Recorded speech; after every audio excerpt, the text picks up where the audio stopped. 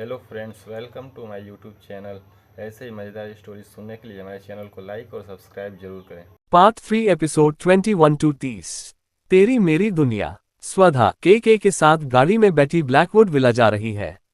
वो दोनों हाथों से अपने अनारकली सूट को पकड़े सर झुकाए बैठी है। उसके दिमाग में अभी कुछ देर पहले हुई घटना चल रही है। गाड़ी के अंदर सिर्फ स्वधा और के बैठे हैं। के गाड़ी चला रहा है। गाड़ी चलाते हुए के स्वधा को देख रहा है। अचानक के गाड़ी को सड़क के किनारे रोक देता है और गाड़ी का दरवाजा खोलकर वो बाहर निकल जाता है। गाड़ी के दूसरी तरफ का दरवाजा खोलकर वो स्वधा का हाथ पकड़कर बाहर उतारता है और उसे अपनी बाहों में भर लेता है। के स्वधा के सिर पर हाथ फेरते हुए कहता है, परेशान मत हो, मैं हूं तुम्हारे साथ। स्वधा आंखों में आंसू लिए कहती है, मैं ठीक हूं। स्वधा के दिमाग में बार बार ये बात चोट पहुंचा रही है कि उसके परिवार में दो बहनें हैं, पर शेफाली को हमेशा बेटी की तरह ट्रीट किया जाता है और उसे किसी दुश्मन की तरह। क्यों? आखिर उसने अपने परिवार के साथ क्या गलत किया जो उसके साथ इस तरह बर्ताव किया जाता है? ये सब सोचते हुए अचानक स्वधा खुद को के से अलग कर लेती है और अपनी आंखों को और बड़ी करके वो के को देखने लगती है। के अचानक से स्वधा का रिएक्शन देखकर कंफ्यूज हो जाता है।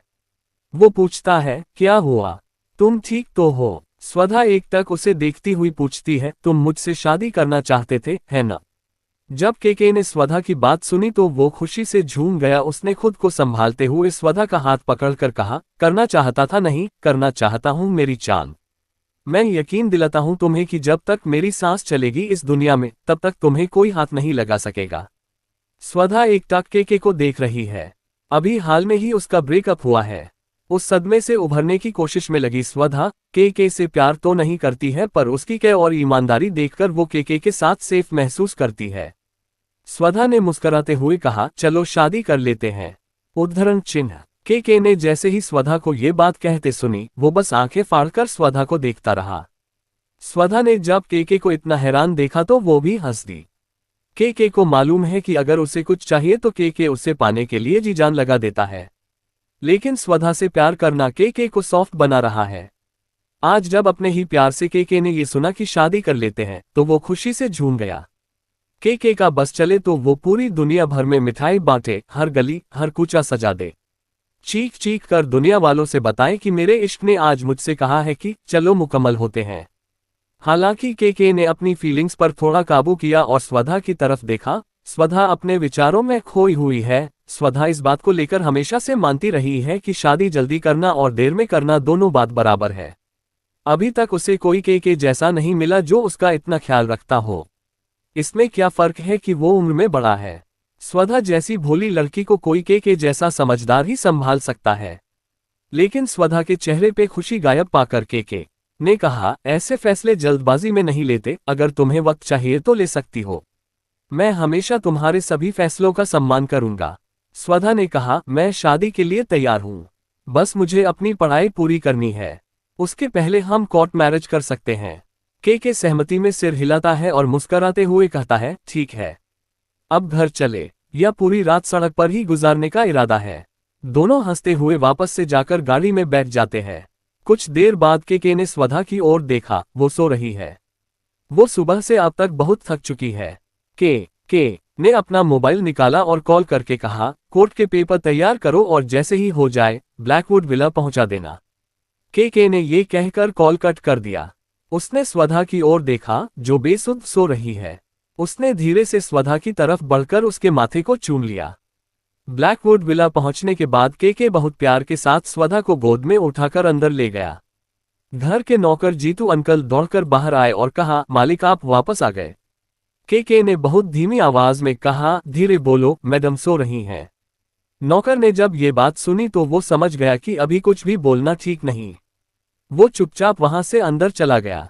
उसे समझ में आ गया है कि अब इस घर में स्वधा का आना जाना होता रहेगा। के स्वधा को लेकर बेडरूम में चला गया।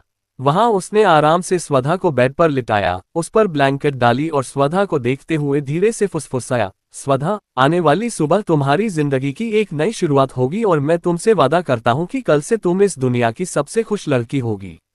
अपनी बात खत्म करके के बेडरूम से बाहर लिविंग रूम में चला गया।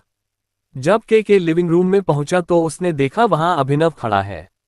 के सोफे पर जाकर लेट गया। वो अभी भी किसी शेर की तरह ही नजर आ रहा है। उसने अभिनव से पूछा, क्या हुआ, डॉक्यूमेंट्स बन गए? अभिनव ने डॉक्यूमेंट्स आगे बढ़ा दिए। के ने सोफे पर सीधे बैठते हुए डॉक्यूमेंट्स को अपने हाथ में लिया। डॉक्यूमेंट्स खोलते ही के ने देखा मैरिज पेपर्स बनकर तैयार हो गए हैं। के अपनी खुशी को कंट्रोल नहीं कर पा रहा है।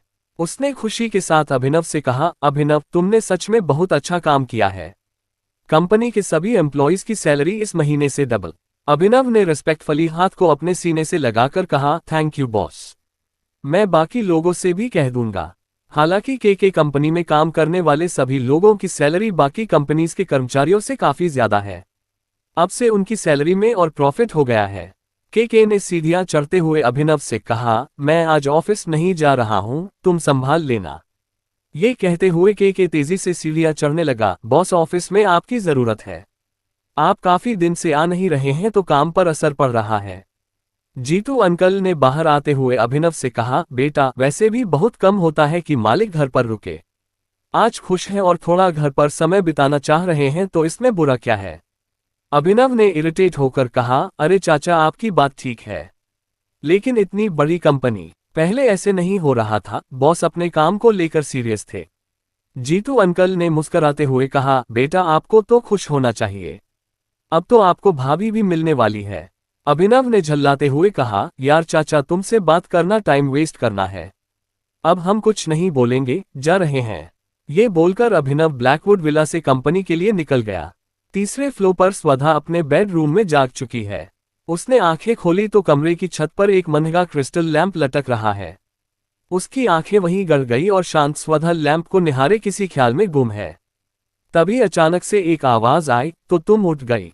ये आवाज के की है, जो धीरे कदमों से स्वधा के बेडरूम में दाखिल होकर कब से खड़ा स्वधा को ताक रहा है। के ने कपड़े बदलकर नाइट सूट पहन लिया है। हालांकि उन कपड़ों का रंग काला ही है, फिर भी के मास्क के साथ उन कपड़ों में भी स्मार्ट लग रहा है। स्वधा के कान में जैसे ही के की आवाज पड़ी, वो उठकर बैठ गई। के चलकर स्वधा के नजदीक आ गया। के ने पास आकर स्वधा से मजाकिया अंदाज में कहा, थैंक गॉड, इस बार तुम मुझसे डरकर भागी नहीं। स्वधा ये सुनकर शर्मा गई। उसको शर्माता देख के हंस पड़ा। सदियों बाद जैसे के इतना खुलकर हंसा है। के पहले से कितना बदल गया है। किसी ने उसे कभी प्यार करते, खुलकर हंसते, किसी के पीछे पागलों जैसे भागते हुए नहीं देखा था। स्वधा ने के को हंसता हुआ देखा तो मुंह बनाते हुए पूछा, तुम मुझ पर तो नहीं हंस रहे हो? क्योंकि मैंने हमेशा तुम्हारा खड़ूस सा सीरियस फेस ही देखा है। ये कहते हुए स्वधा की नजर उस फाइल बैग पर पड़ा जो बगल की टेबल पर रखा है। स्वधा ने फाइल की तरफ इशारा करते हुए पूछा, ये क्या है? के ने मुस्कुराते हुए कहा, खुद ही खोलकर देख लो कि क्या है। स्वधा ने फाइल में से डॉक्यूमेंट्स निकालकर देखे तो वो चौंक गई। शादी के डॉक्यूमेंट्स देखकर हैरानी से उसके होंठ कांपने लगे। स्वधा ने हकलाते हुए के से पूछा, ये हमारी शादी के कागज है? के ने कहा, हाँ, तुमने ही तो कहा था कि तुम मुझसे कोर्ट मैरिज करना चाहती हो, तो कोर्ट से कागज बनकर आ गए। बस हमें दस्तखत करना है। स्वधा ने कभी नहीं सोचा होगा कि उसकी शादी इतनी स्पीड में हो जाएगी। वो शादी के कागज को देखकर अवाक रह गई। अचानक से स्वधा ने के की ओर देखकर कहा, जब तक हम पूरे रस्मों रिवाज के साथ शादी नहीं करते तब तक आपको लोगों को ये बताने की जरूरत नहीं है कि हमने शादी कर ली। आपके ऐसा करने से मेरा करियर बर्बाद हो जाएगा। मुझे अभी अपनी पढ़ाई कंप्लीट करनी है। आप ऐसे जल्दबाजी में अकेले कोई फैसला नहीं ले सकते। स्वधा ने एक सांस में अपनी पूरी बात कह दी। के स्वधा को मुस्कुराते हुए देखता रहा। वो समझ रहा है कि स्वधा क्या सोच रही है। के ने धीरे से आगे बढ़कर स्वधा के माथे पर चूमा और उसके कंधे पर होंठ रखकर कहा, मेरी चांद, तुम जरा सी भी चिंता मत करो। मैं तब तक तुम्हारा इंतजार करूंगा जब तक तुम नहीं तैयार होगी। मैं उम्मीद करता हूं कि तुम मेरे जज्बातों की इज्जत रखोगी कि मैं जिंदगी भर तुमसे प्यार करूंगा और कभी तुम्हें हर्ट नहीं करूंगा। मैं तुमसे इस बात की भी उम्मीद रख सकता हूं कि अब तुम ईशान के दुख से बाहर निकल आओगी। आखिर तुम मेरी होने वाली वाइफ हो। मैं इस बात को मानता हूं कि हमारी उम्र में बड़ा अंतर है, लेकिन तुम यकीन मानो, इस बात का एहसास मैं तुम्हें कभी नहीं होने दूंगा। मैं वादा करता हूं, मैं तुम्हें ताउम्र बहुत प्यार करूंगा। के कभी इतना नहीं बोला था जितना उसने आज स्वधा से कहा है। वो अपने काम में बहुत कम शब्दों का इस्तेमाल करता है। के को इतना बोलते हुए सुनकर स्वधा हैरान है। उसने के को समझाते हुए कहा, मैं एक बार अपनी ग्रेजुएशन डिग्री खत्म कर लूं तो फिर हम इस मामले में दोबारा से बात करेंगे। के ने स्वधा के बालों पर हाथ फेरते हुए कहा, अब से ये तुम्हारा घर है। तुम्हारी जैसी मर्जी इस घर को सजाओ, इसमें रहो। अब से तुम्हें किराए के कमरे में रहने की जरूरत नहीं। स्वधा ने जब ये सुना तो वो बहुत खुश हुई। घर शब्द सुकून देता है और स्वधा ने कब से घर की फीलिंग को मिस किया है। अब जब उसे अपना घर शब्द सुनाई दिया तो उसे बहुत अच्छा लगा। फिलहाल अभी तक स्वधा को के से प्यार तो नहीं हुआ पर एक अटैचमेंट है। उसे यकीन है कि फ्यूचर में वो दोनों एक अच्छी जिंदगी साथ में जिएंगे। स्वधा ने मुस्कुराते हुए कहा, धीरे धीरे मैं इन चीजों की यूज्ड टू हो जाऊंगी। के ने मुस्कुराते हुए कहा, ठीक है, अब तुम जल्दी से फ्रेश हो लो, नीचे खाना लग गया है। खाने की बात सुनकर स्वधा की आंखें चमक उठी। उसने शर्माते हुए पूछा, आज खाने में व्हाइट सॉस पेस्टर और गार्लिक ब्रेड मिलेगा? के ने मुस्कुराकर कहा, हाँ बिल्कुल मिलेगा। ये सुनकर स्वधा बिस्तर से उतरकर वॉशरूम की तरफ भागी। अब वो ज्यादा देर खुद को खाने से नहीं रोक सकती। के ये देखकर मुस्कुरा पड़ा। पूरे 15 मिनट बाद स्वधा नीचे खाने की टेबल पर पहुंची। आज उसने एक सिंपल व्हाइट टी शर्ट और जीन्स पहन रखी है। हालांकि ये सिंपल से दिख रहे कपड़े ब्रांडेड है जिनकी कीमत लाखों में है, जो के ने खुद बोलकर डिजाइन करवाए हैं। उसने बालों का एक टाइट जुड़ा बना रखा है। स्वधा का लुक बेहद कूल और क्यूट सा नजर आ रहा है इस आउटफिट में। के ने स्वधा को बैठने का इशारा करते हुए कहा, आओ खाना शुरू करो। स्वधा बैठकर खाना शुरू कर देती है। स्वधा ने खाते हुए अचानक मुड़ करके के की तरफ देखा। के अचानक से स्वधा के देखने पर थोड़ा अनकंफर्टेबल हुआ। उसने स्वधा से पूछा, क्या हुआ, कुछ चाहिए? अभी भी स्वधा के मुंह में खाना भरा हुआ है। उसने के से कहा, क्या अब आप अपना मास्क उतार कर मुझे अपना चेहरा दिखा सकते हैं? जब के ने ये सुना तो उसने प्लेट और चम्मच नीचे टेबल पर रख दी और स्वधा को देखते हुए कहा, मैंने तो पहले ही कहा है जिस दिन तुम्हें मुझसे प्यार हो जाएगा उस दिन खुद ये मास्क उतार कर चेहरा देख लेना। क्या स्वधा को कभी के से प्यार हो पाएगा? क्या स्वधा कभी के का चेहरा देख पाएगी? अभिनव के ऑफिस न आने पर इतना क्यों परेशान है? जानने के लिए पढ़ते रहिए गुल की बुलबुल। किसी भी रिश्ते की कुंजी एक दूसरे को टटोलना है। जहां स्वधा ने अपनी जिंदगी के 20 साल गुजार दिए, वहां ना वो खुल के हंस पाए ना ही रो पाए। पर के से इतने कम समय में ही स्वधा ने एक खूबसूरत रिश्ता बना लिया है। जब स्वधा ने के की ये बात सुनी कि जब स्वधा को के से प्यार होगा तभी के अपना चेहरा स्वधा को दिखाएगा, तो स्वधा ने थोड़ी देर कुछ सोचा और फिर कहा, अच्छा ठीक है, पर अगर मुझे तुमसे कभी प्यार हुआ ही नहीं तो?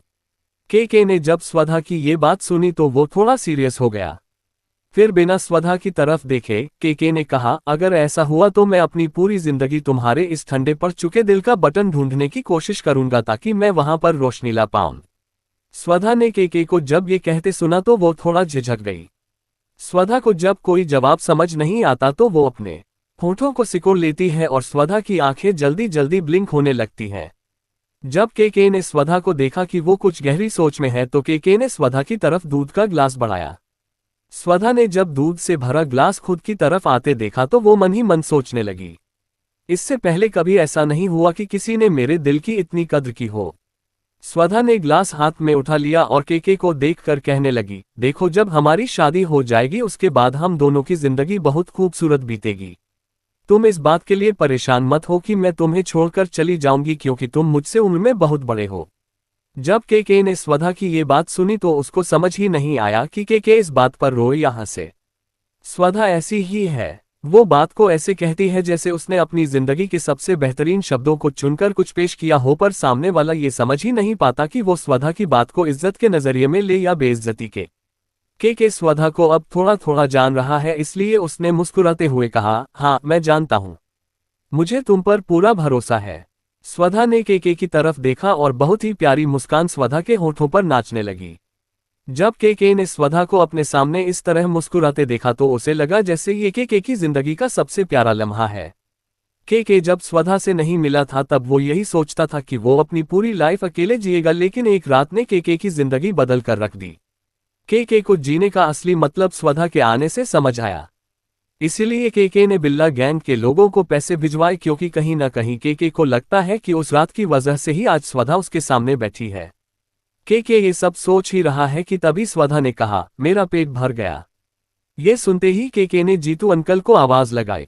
जीतू अंकल दौड़ते हुए आए और हैंड टॉवल में हाथ पोंछते हुए केके के सामने खड़े हो गए। केके ने जीतू अंकल से कहा, ये खाना नीचे ले जाएं। जीतू अंकल ने बहुत ही रिस्पेक्ट के साथ जी में सिर हिलाया और खाने को उठाने लगे। केके ने तुरंत जीतू अंकल को रुकने का ऑर्डर दिया। जीतू अंकल के हाथ तुरंत केके के आदेश को सुनकर वहीं रुक गए। मास्क की वजह से बेशक केके के चेहरे के भाव नहीं दिखते हैं, लेकिन केके के व्यक्तित्व में इतना ठहराव है कि उसकी वजह से लोग उसे बहुत ही सीरियसली लेते हैं। केके अपनी कुर्सी से उठा और स्वधा के चारों ओर अपनी बाहों का घेरा बनाकर जीतू अंकल को देखते हुए कहा, आज से चांद इस ब्लैकवुड विला की लेडी बॉस है। इस बात का आप और बाकी का स्टाफ ख्याल रखें। अगर इन्हें यहाँ कोई दिक्कत हुई तो सभी लोग दिक्कत में आ जाएंगे। जब जीतू अंकल ने ये सुना तो वो थोड़ा घबरा गए, लेकिन थोड़ी ही देर में खुद को संभालते हुए उन्होंने बहुत ही रिस्पेक्ट के साथ कहा, जी सर, आप जरा भी चिंता ना करें, हम इस बात का ध्यान रखेंगे और सभी को बोल भी देंगे। केके को जब लगा कि उसकी बात पूरी हो गई तब उसने कहा, अब आप जा सकते हैं। जीतू अंकल ने खाना उठाया और वहां से चले गए। ये सब देखकर स्वधा की आंखें थोड़ी और बड़ी हो गई और स्वधा ने केके से थोड़ा नाराज होते हुए कहा, ये क्या कहा तुमने अभी? ये सब कहने की क्या जरूरत है? केके को पता है कि उसको किस जगह पर क्या कहना है। केके ने स्वधा को समझाते हुए कहा, ये करना जरूरी है। उन्हें पता होना चाहिए कि इस घर में तुम्हारी क्या जगह है। स्वधा बहुत सिंपल लड़की है, ये सब उसके व्यक्तित्व का हिस्सा है ही नहीं। इसलिए स्वधा ने अपना मुंह बनाते हुए हम में बस अपना सर हिला दिया। तभी स्वधा को कुछ याद आया और उसने केके की तरफ देखकर बहुत ही प्यार से कहा, मास्क मैन, अभी मेरे पास कुछ करने को नहीं है तो क्या तुम मेरे साथ ब्लू स्पेंसर्स चलोगे प्लीज? मेरी चप्पल भी नहीं है यहाँ, और भी बहुत कुछ लेना है। पहली बात तो केके आज तक कभी भी बाहर शॉपिंग के लिए नहीं गया और इस तरह उसका आम लोगों में निकलना भी सही नहीं है। और वो अपनी सारी जरूरत की चीजें अपने स्पेशल असिस्टेंट से मंगवाता है। लेकिन आज केके की चांद ने पहली बार कुछ उससे कहा है। हालांकि केके इस प्लान से बिल्कुल भी खुश नहीं है, इसके बावजूद वो स्वधा को मना नहीं कर पाया और खुशी खुशी स्वधा के प्लान में शामिल हो गया। बस थोड़ा सा वक्त केके ने स्वधा से मांगा और कहा, मैं एक इम्पोर्टेंट कॉल करके आता हूँ, उसके बाद चलते हैं। स्वधा ने खुश होकर जवाब दिया, ठीक है, मैं आपका इंतजार करती हूँ। तब तक केके लिविंग रूम में गया और जल्दी से हरीश को फोन लगाया। हरीश ने फोन उठाते हुए कहा, जी बताए, बंदा सेवा में हाजिर है। केके मुंह बनाते हुए जवाब देता है, तुम क्या खाते हो हरीश? हमेशा एक ही सुर में बजते हो। हरीश को केके की बात सुनकर बहुत तेज हंसी आई। हरीश ने खुद को संभालते हुए कहा, हाँ ना भाई, मैं हमेशा बड़े वाले सा रहता हूँ और तुम हमेशा छोटे वाले स में रहते हो। केके ने सोचा कि क्यों ही मैंने इस हरीश के बच्चे को फोन लगाया। अच्छा, मेरी बात ध्यान से सुनो, मुझे ब्लू स्पेंसर्स आधे घंटे में खाली चाहिए और वहां पर नकली भीड़ इकट्ठा करो। अब तुम ये कैसे करोगे, ये तुम्हारा दिमाग है, इस पर अब कोई सवाल जवाब नहीं होगा। हरीश ने जब केके की ये बात सुनी तो बेशक उसके मन में कई सवाल आए, पर उसने बस इतना कहा, ठीक है, करवा देंगे, लेकिन ये तो बताओ कि मेरे साथ सुर से सुर कब मिला रहे हो। केके ने जैसे ही सुना कि उसका काम हो जाएगा, उसने तुरंत फोन रख दिया और खुद में बुदबुदाया, इंसान भी वाहियात है और इसके जोक्स भी। केके स्वधा के पास वापस आया और स्वधा को चेंज करने के लिए कहा। थोड़ी देर में केके और स्वधा दोनों तैयार होकर गाड़ी में बैठ गए। तभी केके के फोन की रिंग बजी। केके ने देखा कि हरीश का कॉल है। केके ने फोन उठाया तो हरीश ने कहा, सारी सेटिंग हो गई है बॉस, पूरे मॉल में बस तुम रहोगे, बाकी के सारे लोग आर्टिस्ट्स हैं, वो तुम्हारे आगे पीछे पासिंग देते रहेंगे। स्वधा केके के साथ जरूर है, लेकिन उसे ये नहीं पता कि ये केके है कौन। केके चाहे तो वो क्या नहीं कर सकता। जब केके स्वधा को लेकर स्पेंसर्स के अंदर गया तो अंदर आर्टिस्ट्स की भीड़ ये सोचने लगी कि जरूर ये कोई बड़ा एक्टर है। चूंकि सारे आर्टिस्ट्स को ये रूल बताया गया था कि कोई भी अपने पार्टनर के अलावा किसी और को नहीं देखेगा और ना ही बात करेगा, इसलिए सब कुछ बहुत ही स्मूथ चल रहा है। स्वधा ने घर पर जो लिस्ट केके को बताए उसको छोड़कर सारी शॉपिंग बस खाने की। जब स्वधा फूड काउंटर से सारा जंक फूड उठाने लगी तो केके कुछ पल के लिए इरिटेट हुआ और फिर उसने खुद को संभाला। स्वधा पूरे मॉल में उछल उछल कर सामान खरीद रही है और केके जैसा आदमी उसका बॉडीगार्ड बनके उसके पीछे पीछे घूम रहा है। बहुत सारी चीजें तो केके ने वापस रख दी जिसकी स्वधा को खबर तक नहीं। तभी स्वधा ने येलो कलर की स्लीपर्स उठाए और केके को दिखाते हुए बोली, ये मैं हम दोनों के लिए ले लूं। केके को वो बिल्कुल अच्छी नहीं लगी। जब स्वधा ने देखा कि के को उसकी पसंद अच्छी नहीं लगी तो स्वधा ने के से पूछा, अगर तुम्हें ये पसंद नहीं आ रहे तो बोल दो ना। स्वधा को उदास देखकर के ने कहा, अरे बहुत सुंदर है ये तो ले लो। स्वधा ने खुशी से उछलते हुए कहा, है ना, एक जैसा लेते हैं, दोनों साथ में पहनेंगे, अच्छा लगेगा। हालांकि स्वधा ने जितनी भी शॉपिंग की उसमें से के को कुछ भी अच्छा नहीं लगा, पर अगर ये सब खरीदकर के की चांद को खुशी मिल रही है तो इसमें हर्ज ही क्या है। स्वधा ने अपने लिए बहुत कुछ खरीदा पर के ने कुछ भी नहीं लिया। वो पूरे टाइम बस स्वधा के पीछे पीछे चला। आज स्वधा बहुत खुश है और के स्वधा को देखकर बहुत खुश है। आज का पूरा दिन के स्वधा के लिए बॉडीगार्ड जैसा बना रहा। पूरे बाजार में शॉपिंग का सारा सामान हाथों में लिए के स्वधा के पीछे पीछे घूमता रहा। के ने सामानों के बिल भरे और ड्राइव करके ब्लैकवुड विला पहुंचा। गाड़ी की आवाज सुनकर घर का नौकर जीतू अंकल दौड़ते हुए आए।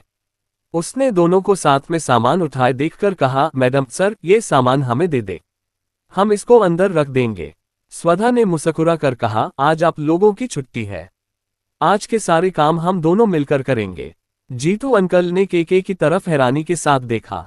के ने जीतू अंकल को कहा, मैंने पहले ही समझा दिया है ना आप लोगों को कि मेरी वाइफ जो भी बोलेगी उसे मानना ही ब्लैकवुड विला में आपकी ड्यूटी है। जीतू अंकल ने संकोच में डरते हुए कहा, जी मैडम सर। ये सुनकर सभी बंगले में काम करने वाले नौकर छुट्टी पर चले गए। अब विला में सिर्फ स्वधा और के ही है। स्वधा ने मुस्कुराते हुए के से कहा, सबसे पहले हम घर को सेट करेंगे, ये काम ज्यादा नहीं है।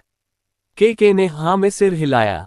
थोड़ी देर में स्वधा और के ने अपने कपड़े बदले और फिर सफाई में जुट गए। पुरानी चीजों को हटाकर नई चीजें रखी गई। कुछ ही घंटों में स्वधा और के ने मिलकर पूरे घर की रूपरेखा बदल डाली। पलक झपकते सुबह से रात हो गई। पूरे दिन के स्वधा के पीछे पीछे लगा रहा। स्वधा ने के की तरफ देखकर कहा, मुझे बहुत भूख लगी है।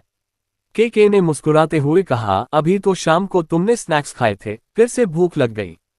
स्वधा ने मुंह बनाते हुए कहा, अब भूख लगी है तो क्या करूं।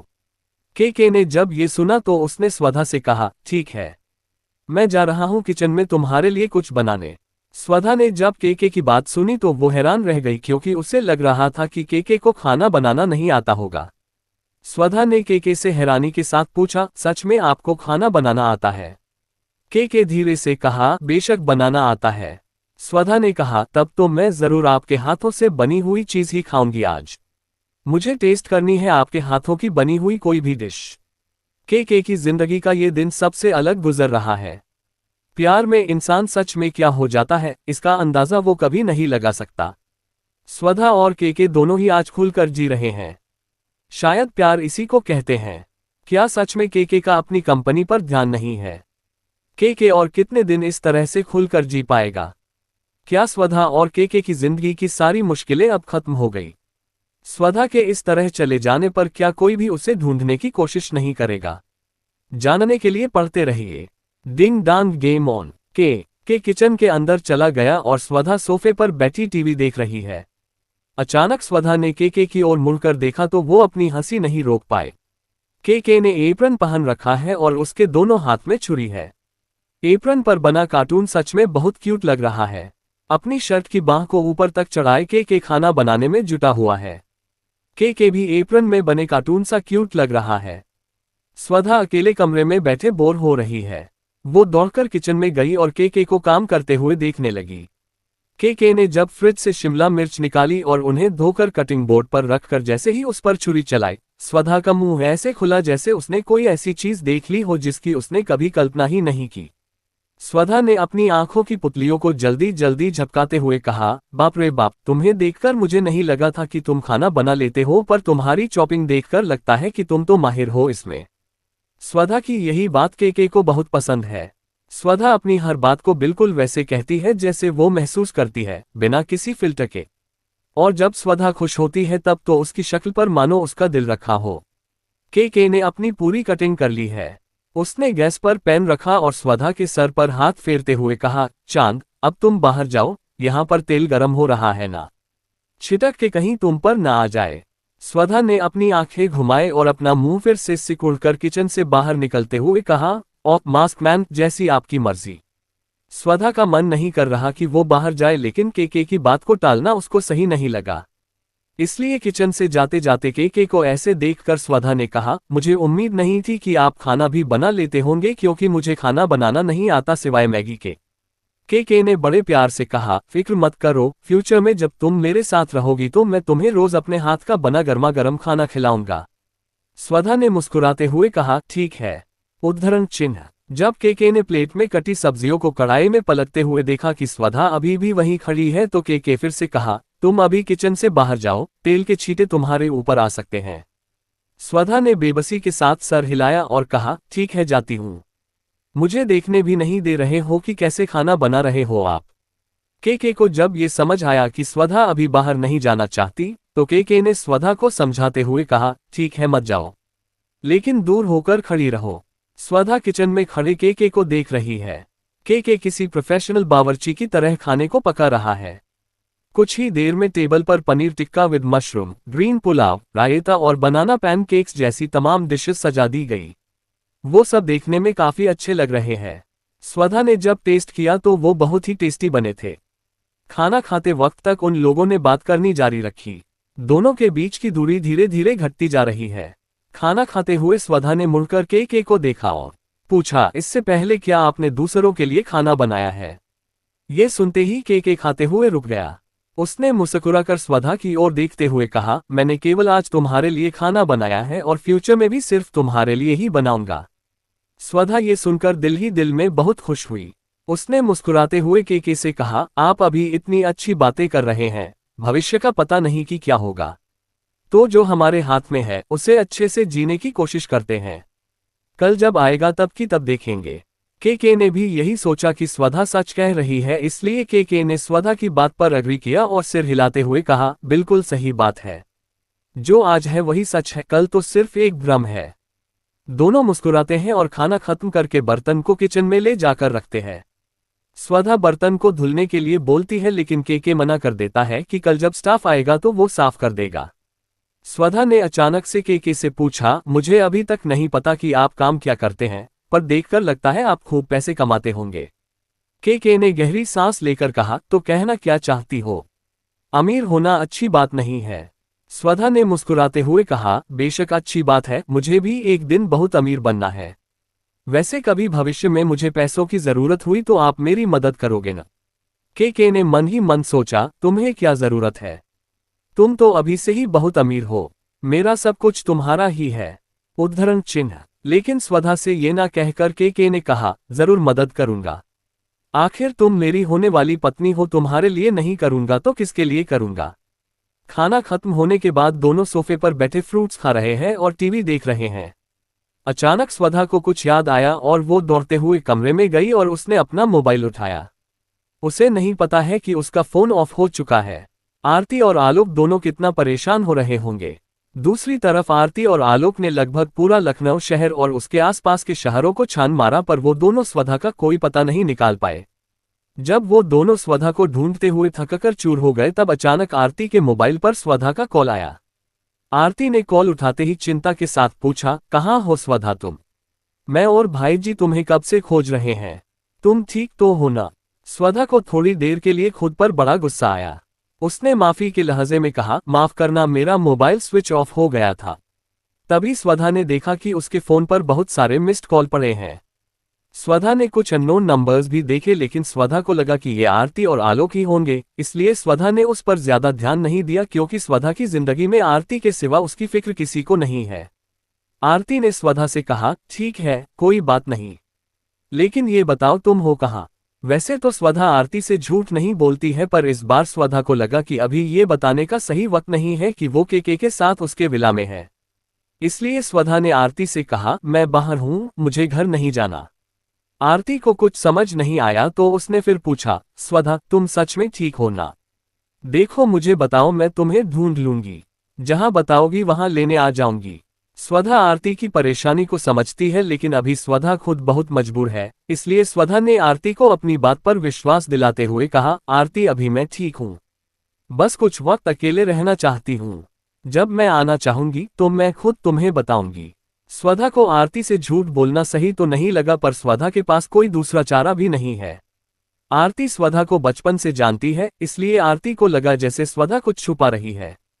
आरती ने स्वधा से सीधा सीधा पूछना ही सही समझा। आरती ने कहा, स्वधा सच बताओ, मुझसे कुछ छुपा नहीं रही हो ना? स्वधा ने मासूमियत से अपनी जीभ को अपने दांतों तले दबाते हुए कहा, तुम मेरी सबसे अच्छी दोस्त हो, मेरी BFF हो, मैं तुमसे झूठ क्यों बोलूंगी? जब आरती को स्वधा की बातों पर विश्वास हो गया तब आरती ने स्वधा से कहा, ठीक है, टेक योर टाइम, जल्दी वापस आना। स्वधा ने एक गहरी सांस ली और बाय बोलकर फोन रख दिया। आरती ने स्वधा से बात खत्म की और सीधा अपने भाई आलोक के पास गई और बोली, भाई जी, स्वधा से बात हो गई है, वो ठीक है। उसने कहा वो बस कुछ टाइम के लिए अकेले रहना चाहती है, फिर वो वापस आ जाएगी। आरती की बात सुनकर आलोक ने तपाक से जवाब दिया, वाह, उसने जो कहा तुमने मान लिया, तुम्हें लगता है वो सच बोल रही है? आरती ने एक गहरी सांस ली और बहुत ही सीरियस होकर कहा, तो आप क्या चाहते हो भाई जी?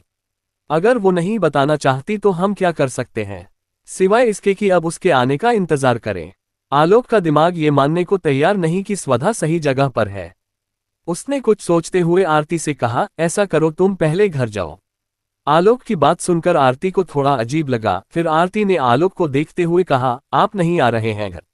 आलोक ने जवाब दिया, नहीं, बाद में आऊंगा, अभी कुछ काम है। आरती पूरी रात स्वधा को ढूंढकर थक गई है। वो कार से बाहर निकल गई और ऑटो करके घर चली गई। इधर आलोक ने अपनी कार की सीट को पीछे किया और अपनी पीठ को सीधा करके अपनी आंखें बंद कर ली। आज जब स्वधा को ढूंढने के लिए आलोक ने सीसीटीवी में देखना चाहा कि आखिर होटल में स्वधा के साथ क्या हुआ था, तो उसको पता चला कि पता नहीं कैसे पर होटल में हुए ड्रामे की कोई भी फुटेज वहां नहीं है। आलोक सोचने लगा कि अगर वो केके को नहीं ढूंढ पाया जिसकी वजह से स्वधा सब कुछ छोड़कर चली गई और वो दोबारा कभी स्वधा से नहीं मिल पाया, तो ये सब सोचकर आलोक का सर फटा जा रहा है। तभी आलोक के फोन पर एक कॉल आया। आलोक ने तुरंत कॉल रिसीव किया। हाँ बोलो। दूसरी तरफ से आवाज आई, सर, मैंने और मेरे आदमियों ने बहुत छानबीन कराई लेकिन कोई खबर नहीं निकल पाई। ये सुनकर आलोक ने अपने हाथ को सीट पर पटकते हुए कहा, तुम लोग किसी काम के नहीं हो, निकलो जहां कहीं भी हो और फौरन आकर मिलो। उद्धरण चिन्ह। आलोक ने जब से केके का नाम सुना है वो सब कुछ जानना चाहता है।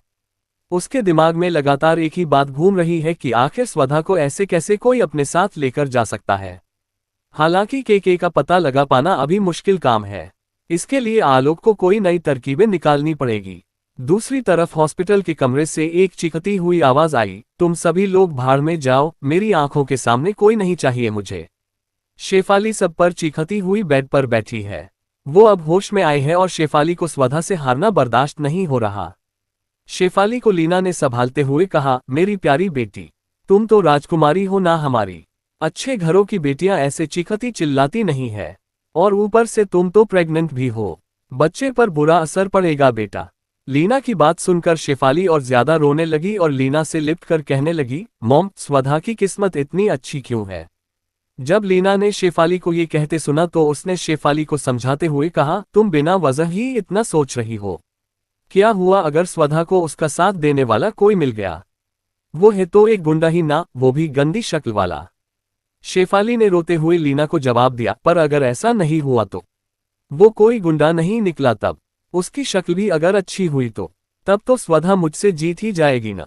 शेफाली की बातें उसके अंदर के डर को जाहिर कर रही हैं। लीना ने बहुत प्यार से शेफाली से कहा, अगर ऐसा होता तो वो अपना मुंह क्यों छुपा कर रखता? लीना की बात से शेफाली को कुछ राहत मिली। शेफाली ने अपने आंसू पोंछते हुए कहा, कोई बात नहीं स्वधा, भले ही ये बाजी तुमने किसी गुंडे का साथ लेकर जीत ली, मगर आने वाले वक्त में मैं तुम्हें तुम्हारी जिंदगी का ऐसा पाठ पढ़ाऊंगी जिसे तुम मरने के बाद भी याद रखोगी। स्वधा जहां अपनी जिंदगी के नए रास्तों को बनाने की कोशिश कर रही है, वहीं शेफाली नफरत की आग में जल रही है। स्वधा सब कुछ खोकर भी केके की बनाई दुनिया में खुश है, शेफाली वहीं सब कुछ पाकर भी सुकून के लिए तड़प रही है। अपनों को खोने का डर हम सबको होता है, लेकिन इस डर के कारण हम भूल जाते हैं कि हम अकेले आए थे और अकेले ही चले जाएंगे। केके और स्वधा की हैप्पी स्टोरी में नया मोड़ क्या आएगा? आलोक केके को ढूंढने के लिए इतना क्यों परेशान है? स्वधा अब ब्लैकवुड विला की दुनिया से कब वापस लौटेगी? जानने के लिए पढ़ते रहिए। केके की कसम। शेफाली की नफरत स्वधा के लिए अब और बढ़ गई है। उसकी बातों को सुनकर लगता है कि अब वो स्वधा को नहीं छोड़ेगी, लेकिन शेफाली इस बात से अनजान है कि अब स्वधा के पीछे कोई गुंडा मवाली नहीं बल्कि एक बहुत बड़ी सत्ता को संभालने वाला एक योद्धा खड़ा है, जो अपनी रानी की खातिर जान दे भी सकता है और ले भी सकता है। शेफाली लीना से स्वधा के बारे में बात कर ही रही है कि ईशान अंदर दाखिल होता है। ईशान के अंदर आते ही उसको बस इतना सुनाई देता है कि मैं उसको नहीं छोड़ूंगी। ये सुनते ही ईशान को समझ नहीं आता कि शेफाली और लीना आंटी किसके बारे में बात कर रही हैं, इसलिए ईशान आगे आते हुए पूछता है किसको नहीं छोड़ोगी। ईशान की आवाज से लीना और शेफाली दोनों घबरा जाते हैं। थोड़ा संभलते हुए शेफाली ईशान से कहती है तुम यहाँ क्या करने आए हो। ईशान ने जवाब दिया क्योंकि मेरे मॉम डैड ने कहा कि मुझे अभी तुम्हारे पास होना चाहिए।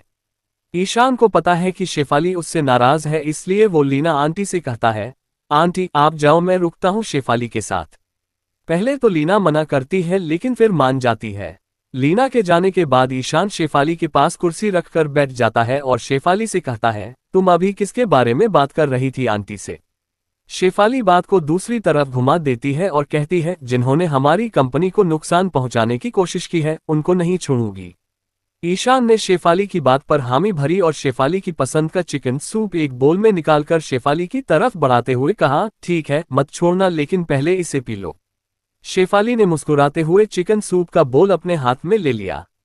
तभी ईशान ने कुछ सोचते हुए शेफाली से कहा आज जो कुछ भी हुआ उसे भूल जाओ, स्वधा के बारे में भी ज्यादा मत सोचो। ईशान की जबान से स्वधा का नाम सुनते ही शेफाली ने सूप को साइड में रख दिया और गुस्से कहा मुझे फर्क नहीं पड़ता कि अब तक स्वधा कैसी थी, लेकिन अब जो उसने किया है उसके लिए मैं उसको माफ नहीं करूंगी। इस बार तो कुछ ज्यादा ही तेज निकल गई मैडम, बाकी लड़कियों की तरह एक पैसे वाला पर गंदी शक्ल का आदमी ढूंढ ही लिया उसने जो इस तरह उसके लिए तोड़फोड़ मचा सके। ईशान को खुद के ही कानों पर विश्वास नहीं हुआ कि ये सब शेफाली बोल रही है। अब तक जो अच्छाई का नकाब शेफाली ने पहना था, आज उस नकाब के पीछे से शेफाली की सच्ची झलक ईशान को दिखी। ईशान ने तुरंत शेफाली को टोकते हुए कहा स्वधा तुम्हारी बहन है, उसके बारे में ऐसे कैसे बात कर रही हो तुम। शेफाली सब कुछ बर्दाश्त कर सकती है लेकिन ईशान स्वधा का साइड ले ये वो बिल्कुल भी टॉलरेट नहीं कर सकती। शेफाली ने ईशान की आंखों में घूर कर देखा और कहा तुम अब भी स्वधा के लिए कुछ फील करते हो, शायद भूल गए हो कि मैं प्रेग्नेंट हूं। ईशान ने शेफाली की दोनों भौहों के बीच पड़ी सिलवटों पर हाथ फेरते हुए कहा इतना मत सोचो शेफाली। शेफाली इस वक्त इतने गुस्से में है कि ये नहीं समझ पा रही कि ईशान के डैड की कंपनी में जो नुकसान हुआ है उससे ईशान की फैमिली में बहुत टेंशन का माहौल है। उसकी वजह से ईशान और भी परेशान है। अग्रवाल कंपनी एक बहुत बड़ा प्रोजेक्ट उठाने वाली थी जिसकी ओपनिंग अग्रवाल कंपनी अमेरिका में कर रही थी, लेकिन अब अचानक से वो प्रोजेक्ट कैंसिल हो गया। रुपये के साथ साथ अग्रवाल गोल्ड कंपनी की इज्जत पर भी बात आई है। शेफाली के दिमाग से स्वधा जा ही नहीं रही, इसलिए उसका गुस्सा ईशान पर फूट गया और शेफाली ने रोते हुए कहना शुरू किया क्यों ना सोचूं मैं। मुझे पता है कि कहीं ना कहीं तुम अब भी स्वधा से प्यार करते हो, तभी तो उसने हमारे इतने खास दिन को मिट्टी में मिला दिया और तुम और तुम्हारे परिवार ने कुछ भी नहीं किया। मैंने देखा है कि जब तुम स्वधा के सामने आते हो तो बस उसे ही देखते हो, लेकिन मैं तुम्हारी जानकारी के लिए बता दूं कि अब उसको एक अमीर आदमी मिल गया है, तो हाथ जोड़ती हूं कि भूल जाओ स्वधा को। शेफाली की बात सुनकर ईशान को यकीन ही नहीं हो रहा कि ये वही शेफाली है। ईशान को लग रहा है कि वो किसी और लड़की के साथ बैठा है। ईशान तुरंत उठा और बोला तुम्हें आराम की जरूरत है, तुम आराम करो और इतना याद रखो कि तुम अकेली नहीं हो, तुम में एक और जान भी पल रही है। इतना कहकर ईशान हॉस्पिटल के बाहर आ गया। ईशान के जाते ही शेफाली ने चिकन सूप से भरा बोल उठाया और सामने दीवार पर दे मारा। हाथों में लगी सरिंज को गुस्से से नोच कर फेंक दिया। शेफाली ने अपने दांतों को पीसते हुए बेडशीट को अपनी मुट्ठियों में भींचा और गला फाड़कर जोर से चीखते हुए कहा स्वधा, मैं अपने होने वाले बच्चे की कसम खाकर कहती हूँ कि अब मैं तुमको नहीं छोड़ूंगी। तुम्हारी इज्जत की धज्जियां ना उड़ा दी तो मेरा नाम भी शेफाली राठौर नहीं। बाहर आकर ईशान शेफाली की कही बातों को सोचने लगा, क्या सच में स्वधा को कोई अमीर आदमी मिल गया है। हॉस्पिटल से ईशान ने कार निकाली और स्वधा के घर के नीचे पहुंच गया। वहां से उसने स्वधा के कमरे की खिड़की को देखा, अंदर अंधेरा दिखाई दिया। ईशान ने सोचा कि शायद शेफाली सच कह रही है, स्वधा सच में अब उस मास्क वाले आदमी के साथ रहती है। ईशान को यह जानकर बिल्कुल अच्छा नहीं लगा। उसने कार फिर से स्टार्ट की और ऑफिस की तरफ चला गया। इधर ब्लैकवुड विला में इस वक्त स्वधा सोफे पर पैर चढ़ाए हाथ में चिप्स का पैकेट लेकर सामने टीवी में आंखें फाड़ फाड़ कर हॉरर फिल्म देख रही है। आज सारे नौकर अपना काम निपटा कर जल्दी चले गए, इसलिए ब्लैकवुड विला में केवल स्वधा और केके ही हैं। स्वधा फिल्म में इतनी ज्यादा खोई हुई है कि उसको ये होश ही नहीं कि केके उसको ही देख रहा है। दरअसल के को स्वधा का चिप्स खाना अच्छा नहीं लग रहा क्योंकि वो जंक फूड है और स्वधा की सेहत के लिए अच्छा नहीं है। के ने जब देखा कि स्वधा को आसपास का बिल्कुल भी ध्यान नहीं तो मौका पाकर के ने स्वधा के हाथ से चिप्स का पैकेट छीन लिया। जैसे ही स्वधा ने अपने हाथों से चिप्स के पैकेट को जाते देखा, वो सोफे पर खड़ी हो गई और अपनी कमर पर अपने दोनों हाथ रखते हुए बोली, अरे मेरे चिप्स का पैकेट क्यों छीना। ये कहते हुए स्वधा ने हाथ बढ़ाकर के से वापस चिप्स छीनने की कोशिश की। के ने स्वधा से थोड़ा पीछे हटते हुए प्यार से कहा, जी नहीं, अब आपको ये चिप्स नहीं मिलेंगे। आपने ऑलरेडी डिनर कर लिया है और फ्रूट्स भी खाए हैं, अब ये चिप्स नहीं मिलेंगे। के ने स्वधा से ये बात इतने हक से कही मानो स्वधा से उसका कितना पुराना रिश्ता हो। स्वधा ने जब के को ये कहते सुना तो स्वधा ने सैड होकर कहा, अच्छा जी, तो अब आप मुझे ये चिप्स खाने की परमिशन नहीं देंगे। स्वधा की ये क्यूट वाली शक्ल देखकर के को समझ ही नहीं आ रहा कि वो बेचारा हंसे या रोए। के ने स्वधा को समझाते हुए कहा, इतना ज्यादा स्नैक्स खाना हेल्थ के लिए अच्छा नहीं है, इसलिए आज का कोटा खत्म, अब आप इसे कल खाना। स्वधा सोफे के और किनारे आकर एकदम छोटे बच्चों की तरह मुंह बनाकर बोली, मास्क मैन प्लीज मुझे मेरे चिप्स वापस कर दो।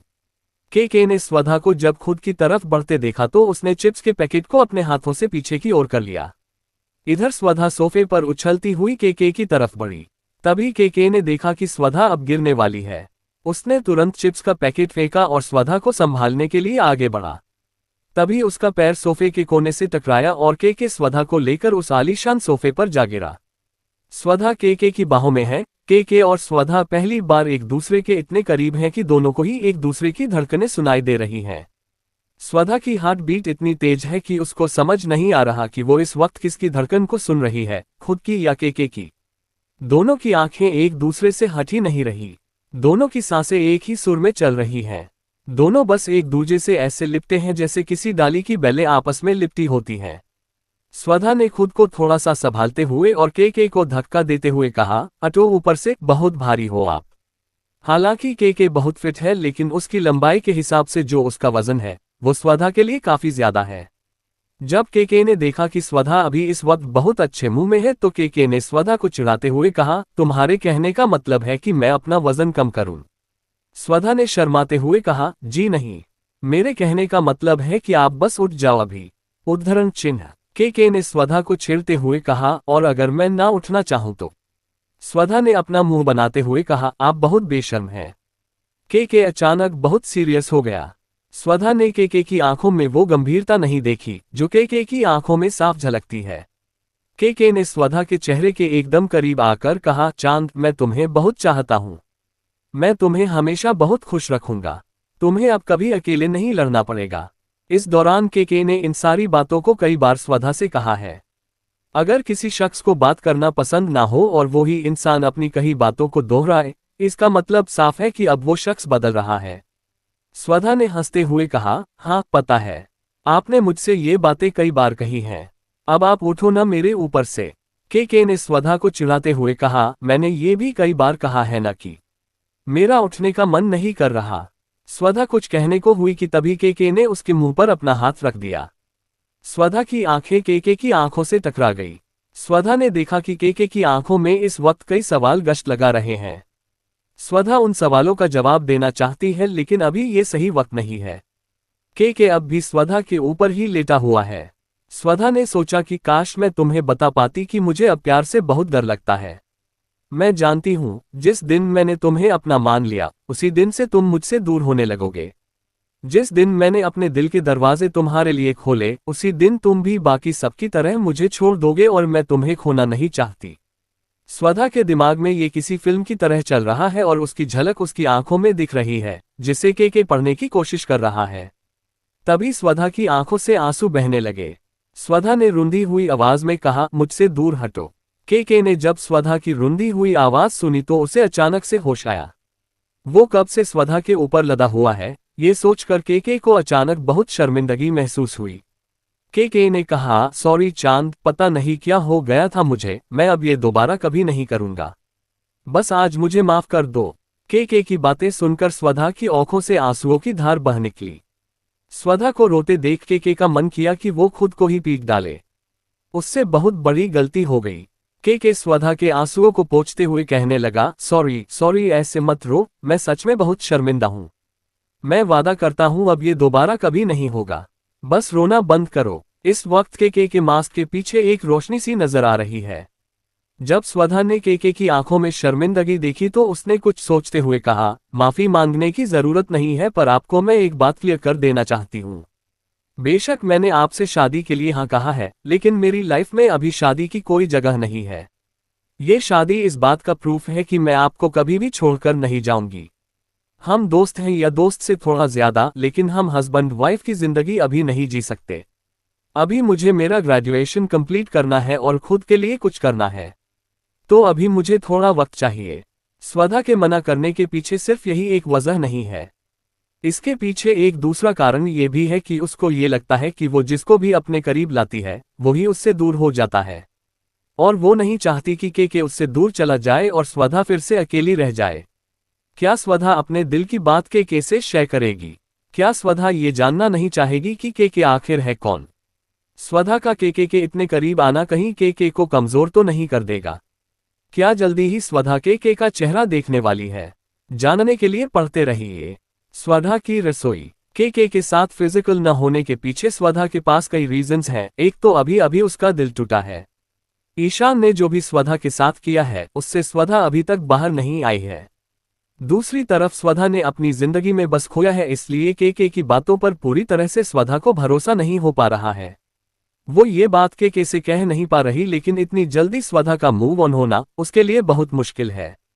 के ने जब स्वधा की बातें सुनी तो उसे कहीं ना कहीं ये फील हुआ कि स्वधा अब तक के पर पूरी तरह विश्वास नहीं करती है। के ने अपने मन में यही सोचा कि वो स्वधा को उसका पूरा स्पेस देगा। वो जिस भी रिश्ते में के साथ रहना चाहती है के उसी में खुश रहेगा। के ने खुद को समझाया कि अभी स्वधा के दिल में उसके लिए कोई फीलिंग नहीं है। के ने मुस्कुराते हुए माफी के लहजे में कहा, मेरी गलती है, मुझे खुद इस बारे में सोचना चाहिए था। मैं तुम्हारा इंतजार करूंगा। जब तक तुम्हारा कॉलेज कंप्लीट नहीं हो जाता और तुम्हारा दिल इस बात की गवाही नहीं देता कि तुम्हें भी मुझसे प्यार है, तब तक मैं तुम्हारे साथ वैसे ही रहूंगा जैसा तुम चाहती हो। स्वधा ने जब के की ये बातें सुनी तो वो थोड़ा कंफर्टेबल हुई। स्वधा अब इस बात को बदलना चाहती है, इसलिए वो मुस्कुरा कर के से कहती है, आप तो अपना मास्क भी नहीं हटाते। जब बोलो तब बात को गोल गोल घुमा देते हो। उद्धरण चिन्ह। स्वधा की बात सुनकर के मुस्कुरा दिया और उसने स्वधा की बात का जवाब देते हुए कहा, मुझे पता है कि मुझ पर भरोसा करना आसान नहीं है, क्योंकि मैंने अब तक अपनी शक्ल तक तुम्हें नहीं दिखाई, पर स्वधा मुझे ये बताओ, ऐसा कौन है इस दुनिया में जो मुखौटा नहीं पहनता? हाँ, ये सच है कि मैं खुलेआम पहनता हूँ। स्वधा के को समझती है। वो जानती है कि उसका दिल साफ है, इसलिए स्वधा के से कहती है, मुझे पता है आप बहुत अच्छे हो। मैं कोशिश करूंगी कि आपका दिल मेरी वजह से कभी न दुखे, लेकिन प्यार का नाटक करना भी तो सही नहीं है ना? अगर मैं ऐसा करूंगी तो आपके साथ धोखा होगा। स्वधा के लिए के बहुत अच्छा इंसान है। जब भी वो मुश्किल वक्त में होती है तो के हमेशा उसके सामने होता है। स्वधा ये भी जानती है कि के स्वधा और ईशान के बीच के रिश्ते की परवाह नहीं करता। उसे सिर्फ फिक्र है तो अपनी स्वधा की। के ने एक गहरी सांस के साथ कहा, मुझे पता है तुम कभी मुझे धोखा नहीं दोगी। मुझे तुम्हारे सिवा किसी की परवाह नहीं है। मैंने पहले कभी किसी को इतना पसंद नहीं किया जितना मैं तुमसे प्यार करने लगा हूं, और मैं अपनी सारी जिंदगी तुम्हारे साथ ही बिताना चाहता हूं। जब स्वधा ने ये सुना तो वो मुस्करा पड़ी। उसने के को विश्वास दिलाते हुए कहा, मैं तुम्हारी जिंदगी भर इज्जत करूंगी, तुम्हारा ख्याल भी रखूंगी। अगर तुम्हारे और किसी काम आ सकूं तो वो भी बताना। प्यार के अलावा भी तो बहुत कुछ होता है जो दो लोगों को बांध कर रखता है। के स्वधा की बातों से इतना इंप्रेस हुआ कि उसके दिल में स्वधा के लिए जो रिस्पेक्ट थी वो और बढ़ गई। के ने बहुत प्यार से स्वधा के सर पर हाथ फेरा और कहा, अब तुम सो जाओ, रात काफी हो गई है। स्वधा ने सर हिलाते हुए कहा, हाँ मुझे सुबह कॉलेज भी जाना है। के ने ब्लैंकेट को स्वधा के ऊपर डाल दिया और कमरे के बाहर जाने लगा। स्वधा ने जब के को बाहर जाते देखा तो कहने लगी, अकेले मुझे नींद नहीं आएगी। आपका कमरा काफी बड़ा है। के को स्वधा की बात सुनकर हंसी आ गई। अरे मेरे शेर को डर भी लगता है। ठीक है, मैं यही काउच पर सो जाता हूँ। स्वधा ने मुस्कुराते हुए कहा, आज मेरा दिल बहुत हल्का हो गया। अब मुझे पता है कि आप कभी भी मुझे हर्ट नहीं करोगे। अगर हम दोनों को अपनी हदें पता है तो आप इस बेड पर भी सो सकते हैं। ये काफी बड़ा है। स्वधा ने सही कहा था, के का बेड वाकई में बहुत बड़ा था, सर्कल के शेप में, सिल्क की मुलायम शीट्स और उस पर पिलोज भी थे। के ने आज स्वधा को थोड़ा और करीब से जाना, वो बोल्ड है और मासूम भी। के जाकर बेड पर लेट गया। स्वधा करवट बदलती है और के को देखते हुए कहती है, आप मेरी हर बात क्यों मानते हो? के ने धीरे से कहा, क्योंकि मैं आपसे बहुत प्यार करता हूं, इसलिए आपकी परवाह करता हूं। स्वधा ने जब ये सुना तो वो थोड़ी असहज हो गई। उसकी आंखों के सामने पिछले रिश्ते की कुछ तस्वीर उभर आई। के ने स्वधा की आंखों को देखकर समझ लिया कि उसके दिमाग में क्या चल रहा है। के स्वधा के बराबर में लेटा हुआ अपने दिल की बात स्वधा से कहता है, मैं जानता हूं कि तुम अभी मुझसे प्यार नहीं करती, लेकिन मेरी चांद, तुम मेरे लिए एक प्यारा सा तोहफा हो जिसे मैं जिंदगी भर संभाल के रखना चाहूंगा। मैं चाहता हूं कि तुम मेरी लाइफ पार्टनर बनो। मैं तुम्हें हमेशा खुश रखूंगा। स्वधा जब के की ये बातें सुनती है तो वो सिर उठाकर के की तरफ देखने लगती है और उदास होकर कहती है, ईशान भी ऐसे ही बोलता था। के ने स्वधा की आंखों में झांकते हुए कहा, पर मैं उसके जैसा कभी नहीं बनूंगा। मैं तुम्हें बहुत अच्छे से रखूंगा, कभी तुम्हें तकलीफ नहीं पहुंचने। उद्धरण चिन्ह। के ने अभी अपनी बात भी पूरी नहीं की है कि स्वधा ने अपने हाथ से उसका मुंह बंद कर दिया। स्वधा ने के को तसल्ली दिलाते हुए कहा, अब इससे ज्यादा आपको कुछ भी बोलने की जरूरत नहीं है। मैं जानती हूं कि आपने मुझे एक नई जिंदगी दी है। मैं एक दिन ईशान के सदमे से उभर जाऊंगी। स्वधा ये कहने के बाद चुप हो जाती है और मन ही मन सोचने लगती है कि क्यों हम उनसे प्यार नहीं करते जो हमें चाहते हैं, और क्यों हम उन्हें ही चाहते हैं जो हमें हमेशा हर्ट करते हैं। स्वधा अपने ख्यालों से बाहर आती है और के को गुड नाइट कहकर सो जाती है। स्वधा के सो जाने के बाद के ने अभिनव को कॉल लगाया। उसने अभिनव से कहा कि स्वधा के किराए वाले कमरे को खाली करके उसके सारे सामान को ब्लैकवुड विला में रखवा दिया जाए। स्वधा पहली लड़की है जो ब्लैकवुड विला के अंदर तक पहुंची और अब ये विला हमेशा के लिए स्वधा का पता बन जाएगा। जब के को लगा कि उसने सब कुछ फिक्स कर दिया है तो वो अपने कमरे में आया जहां स्वधा सो रही है और वो भी सो गया। आज की सुबह स्वधा के लिए सबसे सुकून की सुबह है। चढ़ते सूरज ने के कमरे की खिड़की पर सलाम ठोका, चिड़ियों ने चहचहाते हुए अपने संगीत से दस्तक दी। कोमल हवा से हिलती हुई खिड़की एक कमरे में सो रहे दो लोगों को रोशन कर रही है। सुबह की ठंडी हवा ने स्वधा और के सर पर हाथ फेरा। स्वधा ने अंगड़ाई लेते हुए जब करवट बदली तो सबसे पहले उसे के का मास्क लगा हुआ चेहरा दिखा। स्वधा को कल रात हुई सारी बातें याद आने लगी और वो मुस्कुरा दी। लेकिन स्वधा को के बारे में कुछ भी नहीं पता। के कौन है, क्या करता है? स्वधा ये सब सोच ही रही होती है कि उसको लगता है कि उसे इन सब बातों से कोई फर्क नहीं पड़ना चाहिए। फर्क पड़ता है तो बस इस बात से कि दोनों एक साथ खुश हैं, और यही इनके रिश्ते की सबसे खूबसूरत बात है। स्वधा हल्के से बिस्तर पर से उठी और उसने अपने कपड़े धोने के लिए डाले। नहाकर वो सीधे नीचे किचन की तरफ आ गई। जब स्वधा किचन में आई तो उसने देखा कि जीतू अंकल वहां पहले से ही हैं। जीतू अंकल ने जैसे ही स्वधा को देखा वो मुस्कुराए और बोले, गुड मॉर्निंग मैडम। नाश्ता तो अभी नहीं बना, आज आप जल्दी उठ गए। स्वधा ने अपने बालों का जूड़ा बनाया और थोड़ा शर्माते हुए जीतू अंकल से कहा, मुझे पता है अभी नाश्ता नहीं बना। दरअसल मैं मास्क मैन के लिए नाश्ता बनाना चाहती हूँ। स्वधा ने ये बात इतने प्यार और अपनेपन के साथ बोली कि जीतू अंकल मुस्कुराए बिना रह नहीं पाए। जीतू अंकल ने स्वधा से कहा, सच में बॉस आप पूरी जिंदगी बहुत खुश रहेंगे। स्वधा ने उनसे पूछा, ऐसा क्यों? जीतू अंकल ने जवाब दिया, इतनी प्यारी सी लड़की उनके लिए नाश्ता जो बनाएगी। स्वधा थोड़ा झिझकते हुए मुस्कुरा दी, फिर उसने जीतू अंकल से कहा, तो ठीक है आप अभी बाहर जाओ, मैं अकेले ही बनाऊंगी। जीतू अंकल ने ओक कहा और बाहर चले गए। स्वधा के नाश्ते का मेन्यू बहुत ही सिंपल है, lime water, sunny side up toast, Apple juice. स्वधा ने पहले तो कार्टून वाला एप्रन पहना, फिर फ्रिज से सेब निकाला और कट करने लगी। इधर के अपने बेडरूम में सो रहा है कि तभी उसका हाथ स्वधा की तरफ गया। जब स्वधा तक के का हाथ नहीं पहुंचा तो उसने आंखें खोली और देखा स्वधा बिस्तर पर नहीं है। के तेजी से बाथरूम की तरफ भागा। वहां पर भी जब के को स्वधा नहीं मिली तो वो डर गया। के को लगा स्वधा उसको छोड़कर चली गई है। के पसीने से पूरा भीग गया। इधर स्वधा के लिए किचन में नाश्ता बना रही है। तभी के तेजी से सीढ़ियों पर से नीचे की ओर भागता हुआ आया और जोर से अपने नौकरों को आवाज लगाई, जीतू अंकल, रीता आंटी। जब स्वधा ने के की आवाज सुनी तो वो किचन से बाहर आए। एप्रन पहने हाथ में स्पैचुला लिए स्वधा ने पीछे से केके को बुलाया, मास्क मैन। केके को जैसे ही स्वधा की आवाज सुनाई दी, वो पलटा और भागकर स्वधा को गले से लगा लिया। इस वक्त केके इतना डरा हुआ है कि उसका बस चले तो वो अपने शरीर को चीरकर उसमें ही स्वधा को बंद कर ले। स्वधा को कुछ भी समझ नहीं आया कि क्या हुआ। जब केके ने स्वधा को देखा तो गहरी सांस ली। स्वधा ने केके से पूछा, क्या हुआ मास्क मैन, कोई बुरा सपना देखा क्या? केके अब भी स्वधा को अपनी बाहों में लिए खड़ा है। केके ने कहा, चांद, मुझे छोड़कर कभी मत जाना। स्वधा ने जब ये सुना तो उसको समझ में आया कि केके को डर है कि कहीं स्वधा उसको छोड़ ना दे। मास्क मैन, आपको पता है मैं आपको कभी भी छोड़कर नहीं जाऊंगी, प्रॉमिस, लेकिन अभी मुझे जाने दो। इधर जीतू अंकल और दूसरा नौकर जो केके की आवाज सुनकर दौड़ा आया था, दोनों चुपचाप वही खड़े हैं। जब स्वधा ने कभी ना छोड़ने वाली बात केके से कही तो केके ने स्वधा की आंखों में झांकते हुए कहा, मुझे पता है तुम कहीं नहीं जाओगी।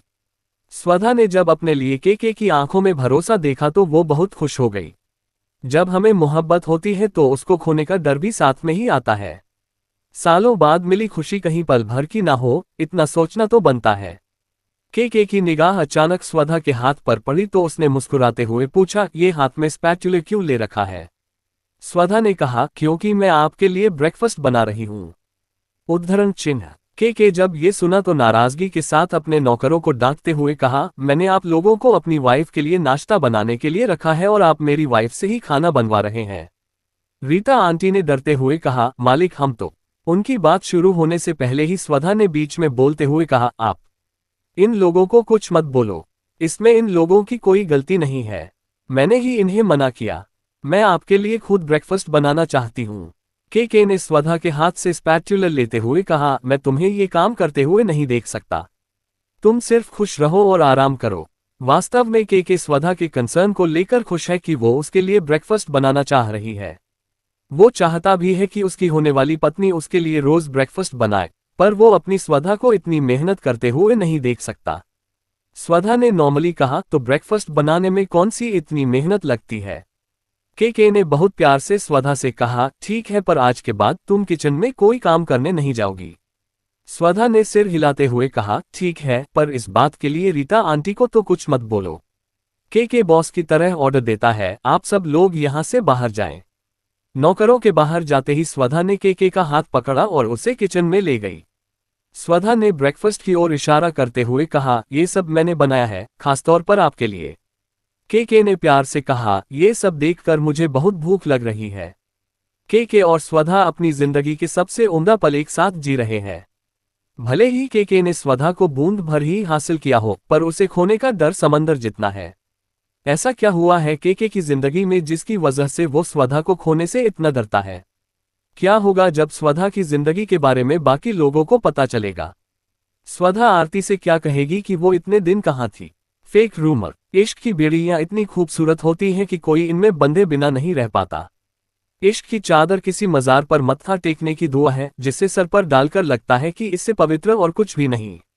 स्वधा की जिंदगी में केके ने वो जगह बना ली है जहां पर वो अपनी एक अलग दुनिया बसा सकती है।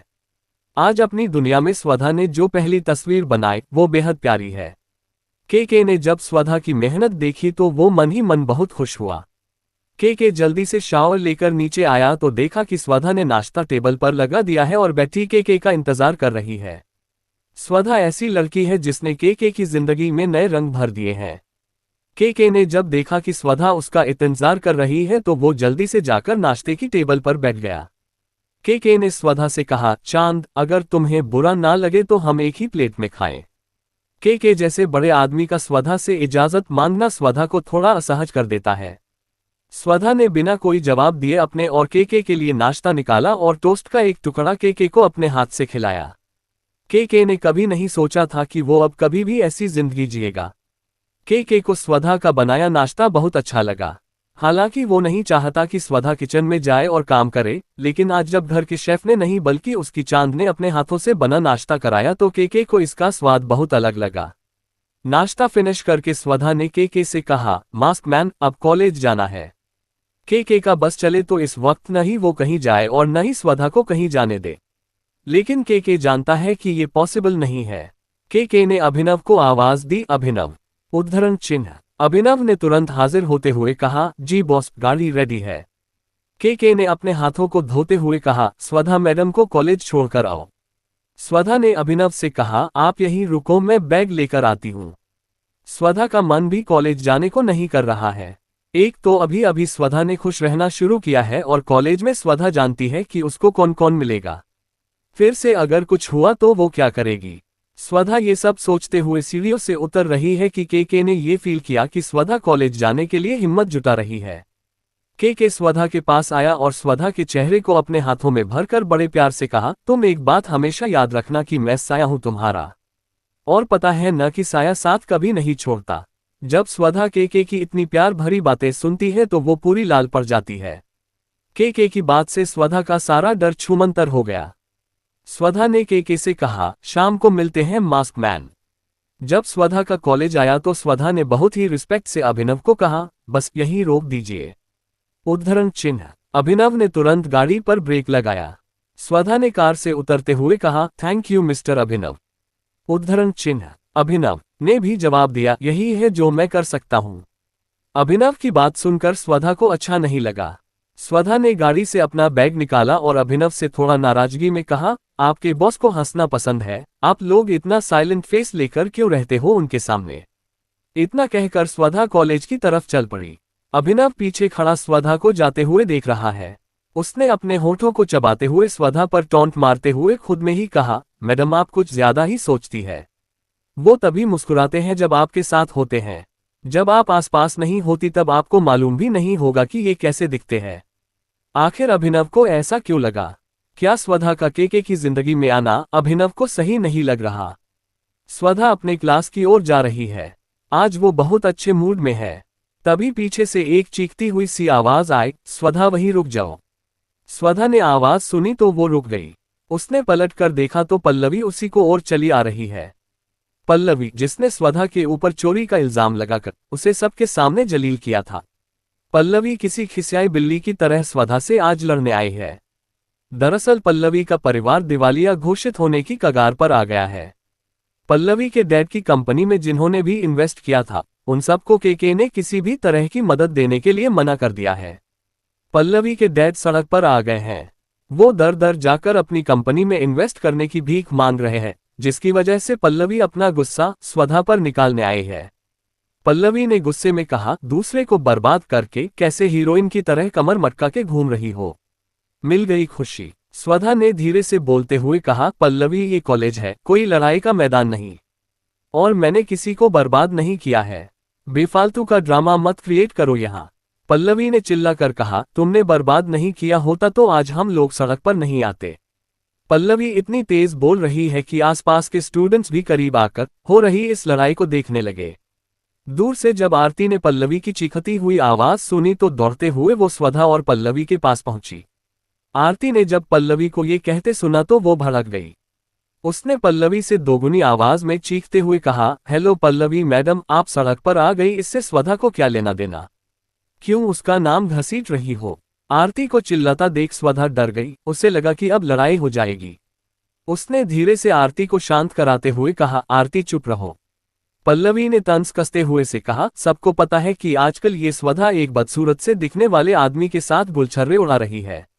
उसके साथ कितनी बार सो चुकी हो ये भी तो बताओ सभी को। आरती ने अपनी बाह चढ़ाते हुए गुस्से में कहा, पल्लवी सक्सेना, जबान संभाल के बात करना वरना यहीं पीट दूंगी। स्वधा ने जब ये बात सुनी तो उसे बहुत बुरा लगा। कितनी चीप बातें बोल रही है पल्लवी। फिर भी उसने अपने गुस्से पर काबू रखते हुए शांति के साथ पल्लवी से पूछा, तुम जो बोल रही हो उसका प्रूफ है तुम्हारे पास? पल्लवी ने स्वधा को टॉन्ट मारते हुए कहा, ये सबको पता है, तू भिखारी लड़की जो अभी तक 150 रुपए के कपड़े पहना करती थी, अचानक से ब्रांडेड कपड़े पहनने लगी है। किस चीज का सौदा करके और किसकी रखेल बन के ये लग्जरी लाइफ मिल रही है, जरा सब लोगों को बताओ भी। जब उन्होंने पल्लवी की ये बात सुनी, आसपास के और भी स्टूडेंट्स इकट्ठा होने लगे। सभी लोग आपस में बातें करने लगे हैं। वो स्वधा को बहुत गिरी हुई नजरों से देख रहे हैं। स्वधा ने जब पल्लवी की बातें सुनी तो उसको खुद पर कंट्रोल नहीं हुआ। स्वधा ने चीखते हुए पल्लवी से कहा, बस अब अगर एक शब्द भी मुंह से निकाला तो मुझसे बुरा कोई नहीं होगा। पल्लवी ने आगे बढ़ते हुए स्वधा से कहा, क्यों, क्या करोगी? अपने उस गुंडे आशिक को बुलाओगी? स्वधा को सब बर्दाश्त है, लेकिन पल्लवी का केके को इन वाहियात मामलों में घसीटना अच्छा नहीं लग रहा। तभी आरती ने पल्लवी से कहा, क्यों, शेफाली और जया तो तुम्हारे बहुत करीबी दोस्त हैं। अगर कोई प्रॉब्लम हुई है फैमिली में तो इन दोनों से मांगो मदद।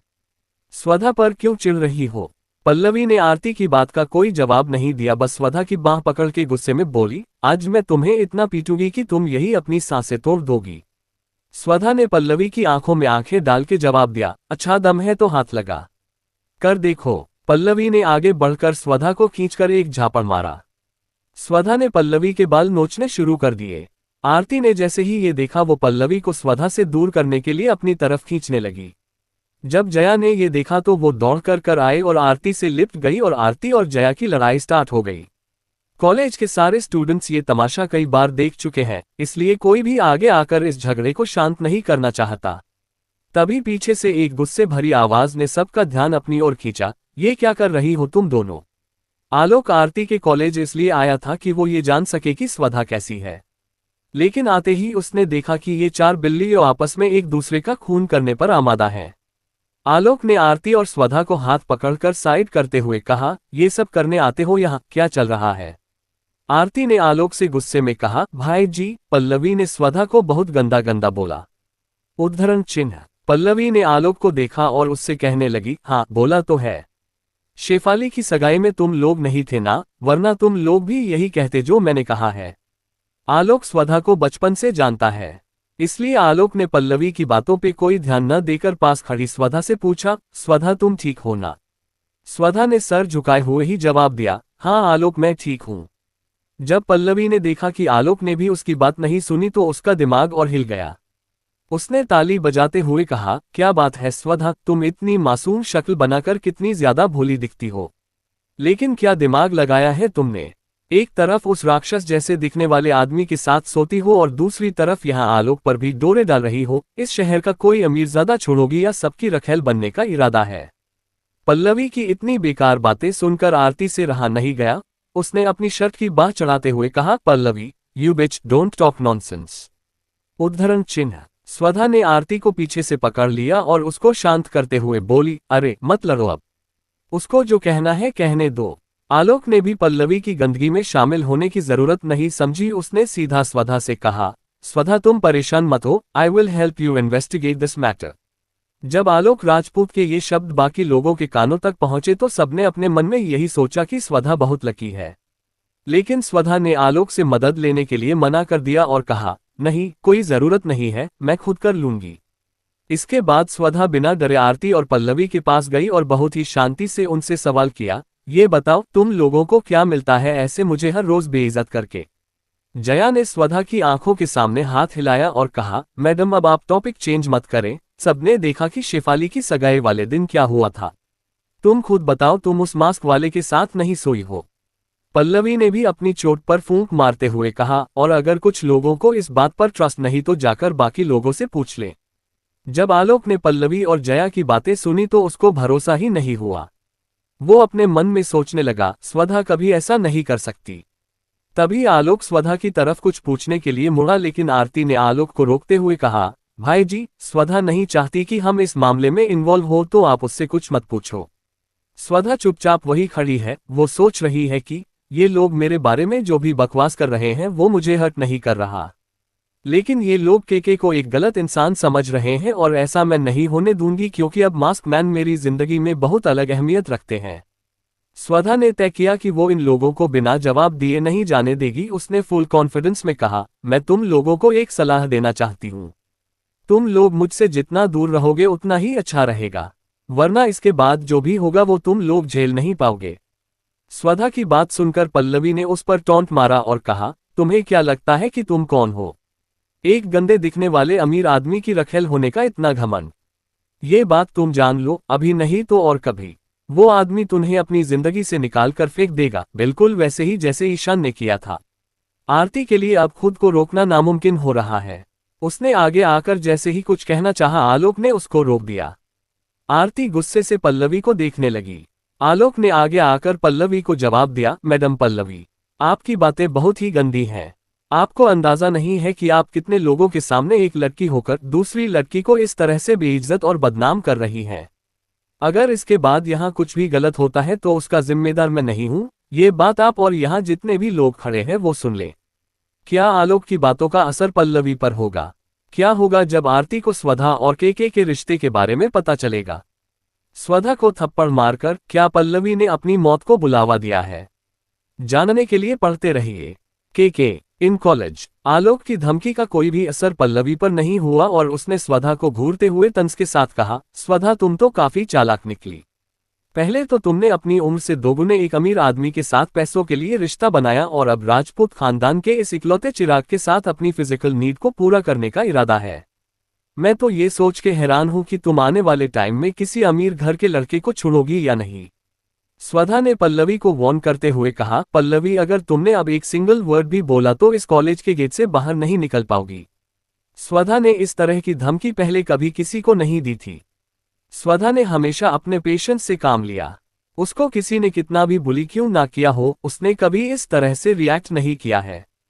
पर पिछले कुछ दिनों से जो स्वधा ने के साथ रहकर महसूस किया वो ये कि अगर स्वधा को किसी की वजह से एक खरोच भी आए तो स्वधा ये जानती है कि के उस इंसान को नहीं छोड़ेगा। स्वधा की इस वार्निंग ने आसपास खड़े सारे स्टूडेंट्स को झकझोर दिया है। पल्लवी ने जब स्वधा की बात सुनी तो उसने चीख कर कहा, सब लोगों ने सुना न कि अभी इसने क्या बोला। फाइनली स्वधा ने इस बात को एक्सेप्ट कर लिया है कि अब वो किसी पावरफुल आदमी की रखेल है। मेरे हिसाब से तो ये अपना बदन बेच चुकी है पैसे और पावर के लिए। जैसे ही पल्लवी की ये बात खत्म हुई, एक साथ दो थप्पड़ों की गूंज पल्लवी की चीख के ऊपर पूरे मैदान में भारी पड़ गई। शायद ये आखिरी रास्ता बचा है पल्लवी को शांत कराने का। थप्पड़ की मार से पल्लवी के गाल किसी मोटे गद्दे की तरह सूज गए। एक कड़क और गुस्से से भरी आवाज ने मैदान में तूफान ला दिया, अब तुम्हारी बारी खत्म, तुमने बहुत समझा लिया है सबको, अब तुम्हारे समझने का समय आ गया है। इस तूफानी आवाज को सुनकर जब बाकी लोगों ने उस तरफ मुड़कर देखा तो दो कतारों में खड़े बड़े बड़े बॉडीगार्ड्स के पीछे से आती के की आवाज ने सभी को उसकी ओर मुखातिब किया। ब्लैक जीन्स पर लेदर के बूट, ब्लैक शर्ट, आंखों में ग्लेज और चेहरे पर लगे मास्क पर चीते का निशान। के का ऑरा इतना भयानक है कि लोगों ने देखते ही पहचान लिया कि यही वो इंसान है जिसके बारे में पल्लवी कब से बात कर रही है। सारे लोगों में कानाफूसी चालू हो गई।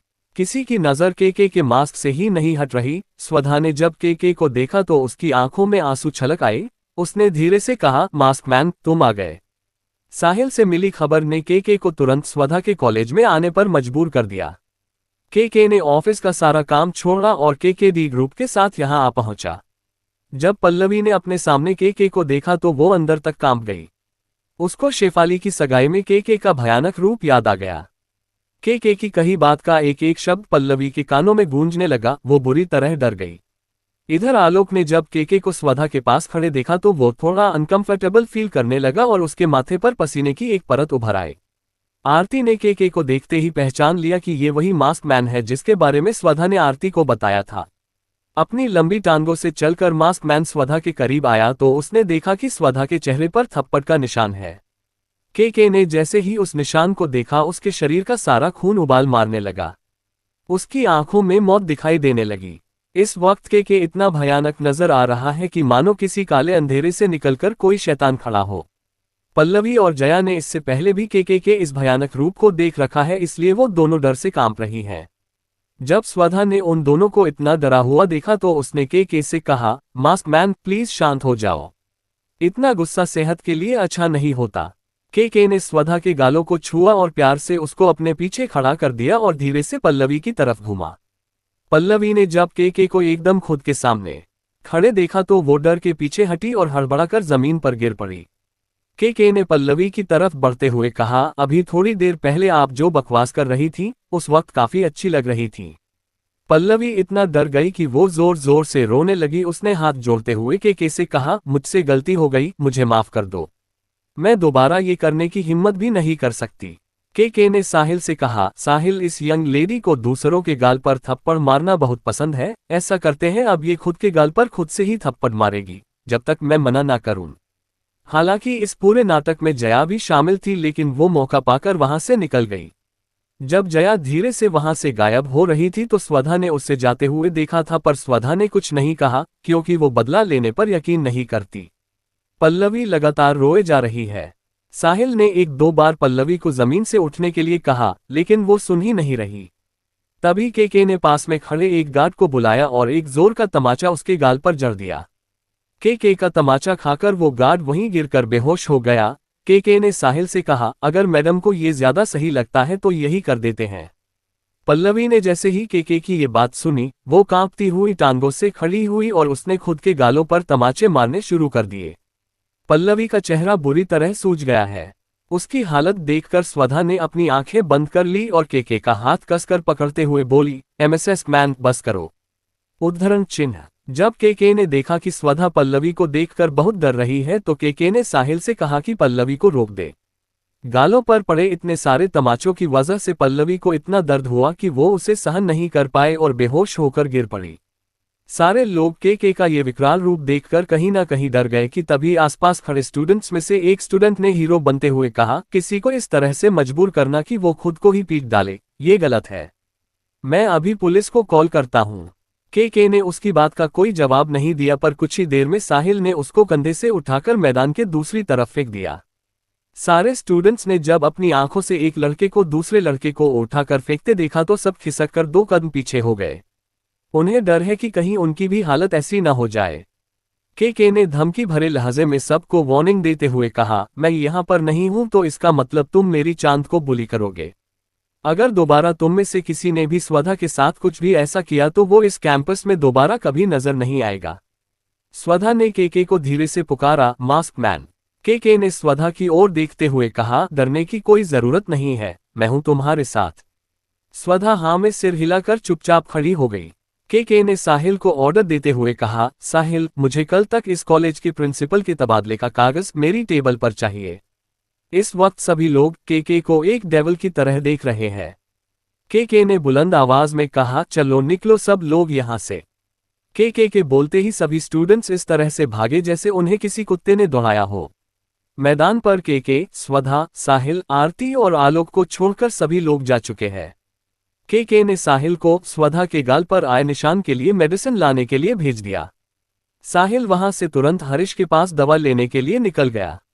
आरती ने आगे बढ़कर स्वधा के कंधे पर हाथ रखकर पूछा, तुम्हारा इस आदमी से अभी क्या रिश्ता चल रहा है? आरती जानती है कि उसका भाई स्वधा को पसंद करता है, इसलिए वो जानना चाहती है कि स्वधा अभी सिंगल है या ब्रेकअप के बाद वो इस नए मास्क मैन को डेट कर रही है।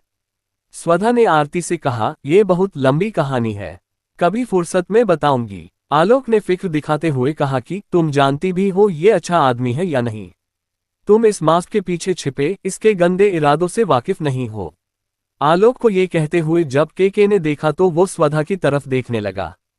स्वधा ने अपने पूरे विश्वास से अपनी बात कही, आलोक, आपको नहीं पता लेकिन ये वैसे इंसान नहीं है।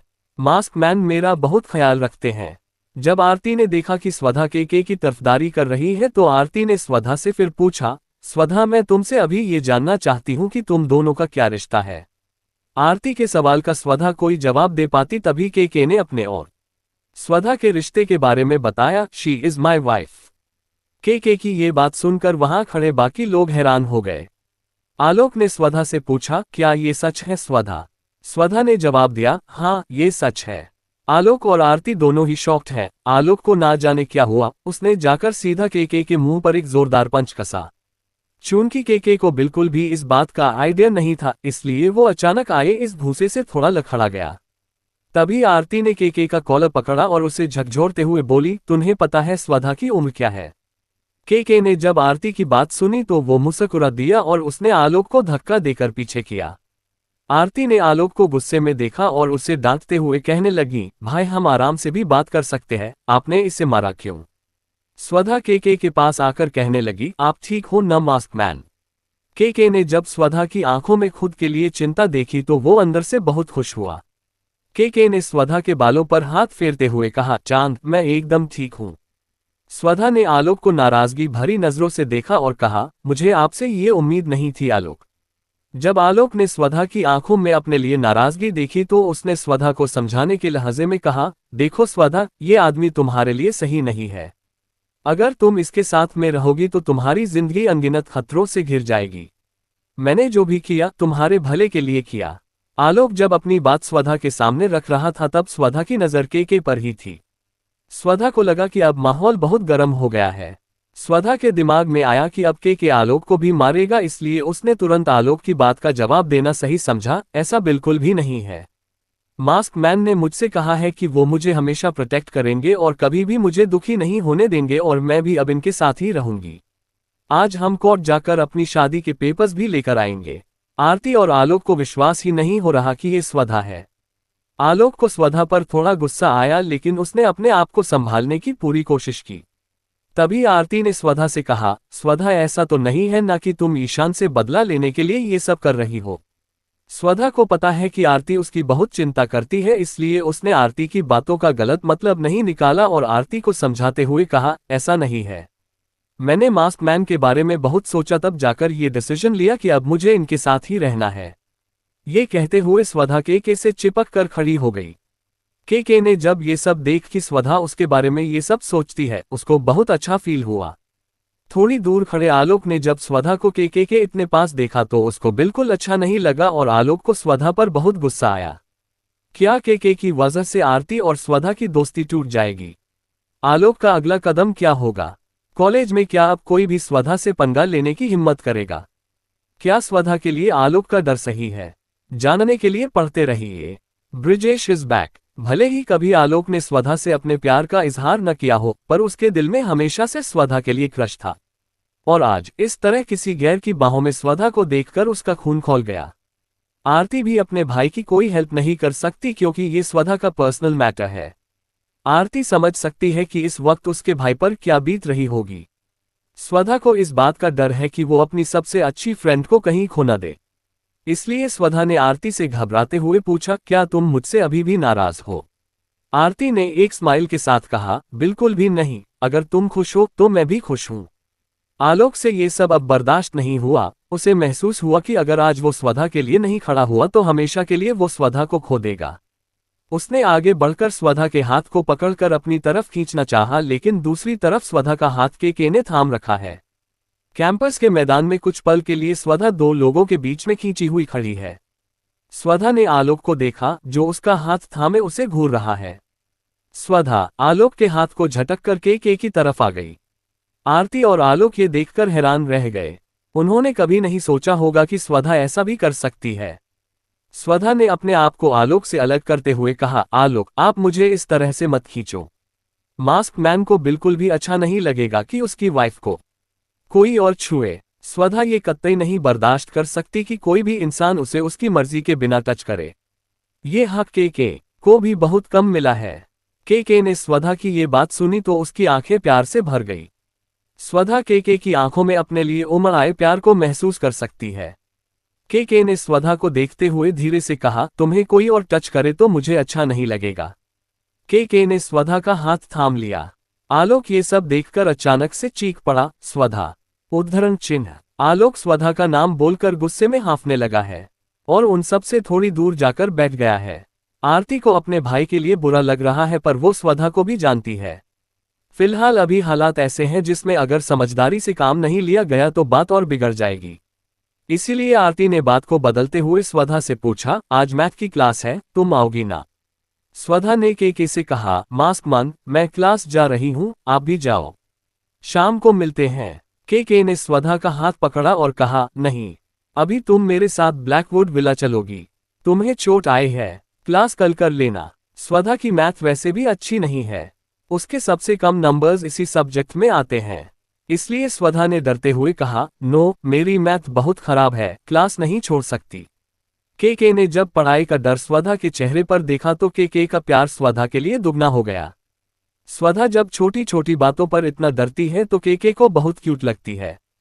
के ने स्वधा को समझाते हुए कहा, मैं पढ़ा दूंगा, तब तुम्हें इजी लगने लगेगी मैथ। के की कही बात पर स्वधा को यकीन ही नहीं हुआ। उसने शक भरी निगाह से के को देखा। के ने जब स्वधा की आंखों में खुद की बात को लेकर डाउट देखा तो उसने कुछ नहीं कहा। तभी साहिल तेजी से दौड़ता हुआ हाथ में दवाइयां लिए आया और कहा, सर, ये रही स्वधा मैडम की मेडिसिन।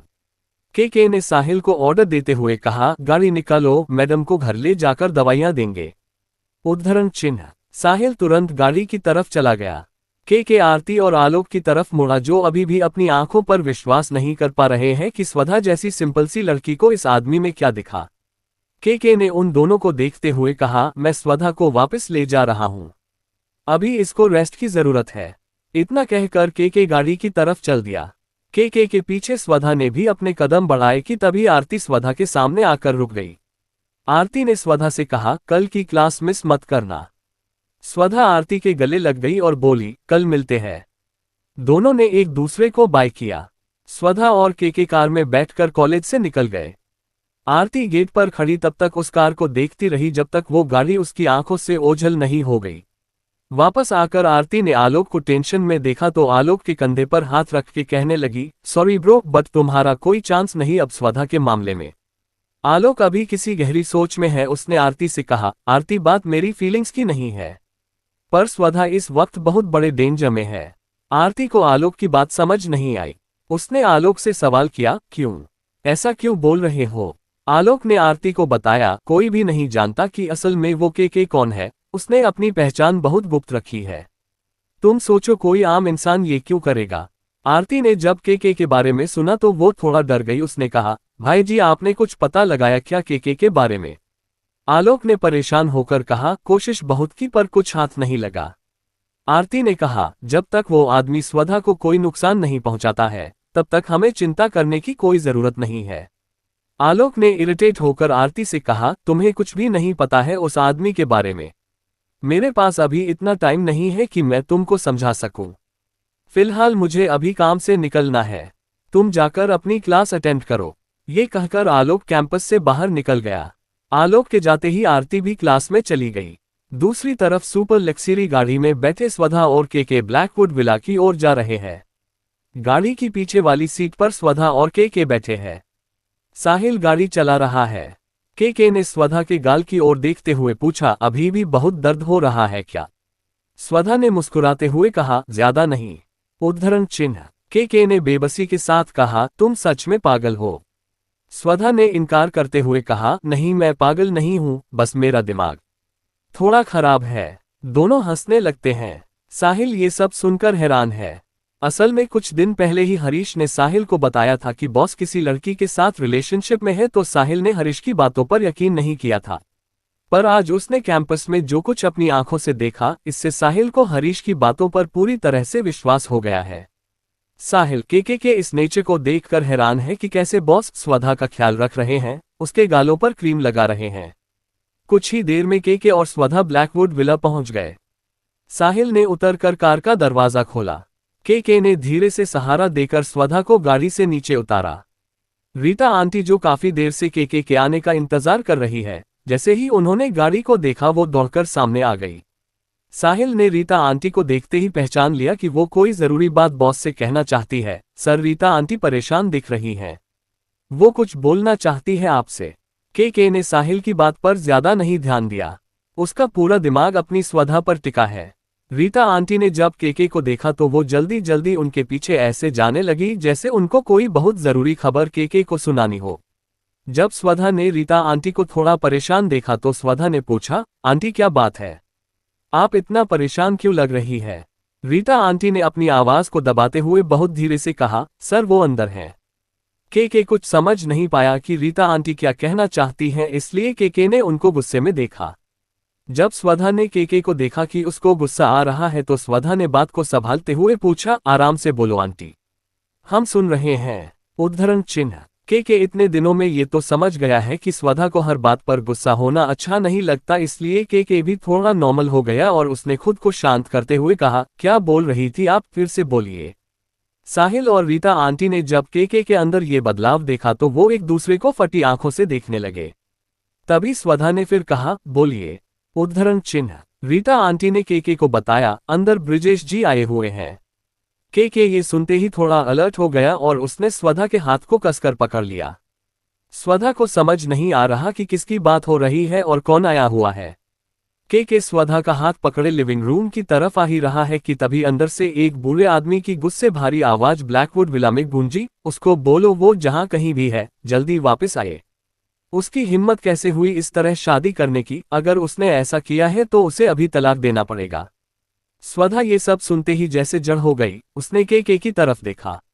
मास्क मैन, तुमने बताया नहीं कि तुम्हारा कोई परिवार भी है, और क्या तुम्हारी फैमिली को मैं पसंद नहीं? स्वधा इस वक्त इतनी सहमी हुई है कि उसको देखकर किसी के भी दिल में दर्द पैदा हो जाए। के ने स्वधा को समझाया, तुम अंदर चलो चांद, डरो मत। मैं मेरी फैमिली से नफरत करता हूं। स्वधा ने सवालिया नजरों से के की तरफ देखा और के से पूछा, क्यों? के ने कहा, चांद, लंबी कहानी है, फिर कभी आराम से बताऊंगा। बस तुम एक बात याद रखना कि तुम मेरी वाइफ हो और मरते दम तक रहोगी। तुम इस ब्लैकवुड विला की मालकिन हो। तुम्हें किसी से डरने की कोई जरूरत नहीं है। के स्वधा को ये सब इतने प्यार से समझा रहा है जैसे अभी तुरंत स्वधा को कोई इम्तिहान देना है, और के नहीं चाहता कि स्वधा इस इम्तिहान में फेल हो जाए। स्वधा ने के को देखा और कहा, मास्क मैन, जब आप पास में होते हो तो मुझे किसी से डर नहीं लगता। के ने कहा, ठीक है, चलो अंदर चलते हैं। स्वधा ने मुस्कुराकर हाँ में सिर हिला दिया। दोनों के हाथ आपस में जुड़े हुए हैं। दुनिया की कोई ताकत इन दोनों को अलग नहीं कर सकती। जब वो चलकर अंदर गए तो स्वधा ने देखा लिविंग रूम में एक 50-60 की उम्र के आसपास का आदमी सोफे पर बैठा हुआ है। वो बुजुर्ग आदमी करीब से के जैसा दिखाई पड़ता है। सोफे पर बैठा व्यक्ति कोई और नहीं बल्कि के डैड ब्रिजेश है। ब्रिजेश भले 61 साल के हो गए हों, पर दिखते ये किसी अरबपति जैसे ही हैं। महंगे कपड़े, उस पर पूरे हॉल में खुशबू फैलाता उनका इत्र उनके व्यक्तित्व को बताने के लिए काफी है। ब्रिजेश ने सिर उठाकर स्वधा को देखा जो के पास हाथ में हाथ डाले खड़ी है। ब्रिजेश का गुस्सा 7वें आसमान पर है। तभी के सीधा स्वधा का हाथ पकड़े सोफे पर जाकर बैठा गया और रीता आंटी को आवाज देते हुए कहा, स्वधा मैडम के लिए 1 गिलास दूध और मल्टीग्रेन ब्रेड लेकर आओ। जब तक रीता आंटी दूध और ब्रेड लेकर आई तब तक पूरे हॉल में सन्नाटा पसरा हुआ था। ब्रिजेश ने के और स्वधा को देखा जो अभी दूध पी रही है, तो उसने गुस्से में के से कहा, क्या कोई अपने बाप के सामने ऐसे पेश आता है जैसा तुम कर रहे हो? ब्रिजेश की आंखों में गुस्से और पागलपन की लकीरें एक साथ ही देखी जा सकती हैं। गुस्से की वजह से उनका पूरा शरीर कांप रहा है। स्वधा जो के पास में बैठी है, वो के डैड का ये रूप देखकर घबराई गई। उसे पता है कि के जब तक है तब तक स्वधा को डरने कोई जरूरत नहीं है। स्वधा ने बड़ी मासूमियत के साथ के डैड से पूछा, अंकल आप नाराज है क्या?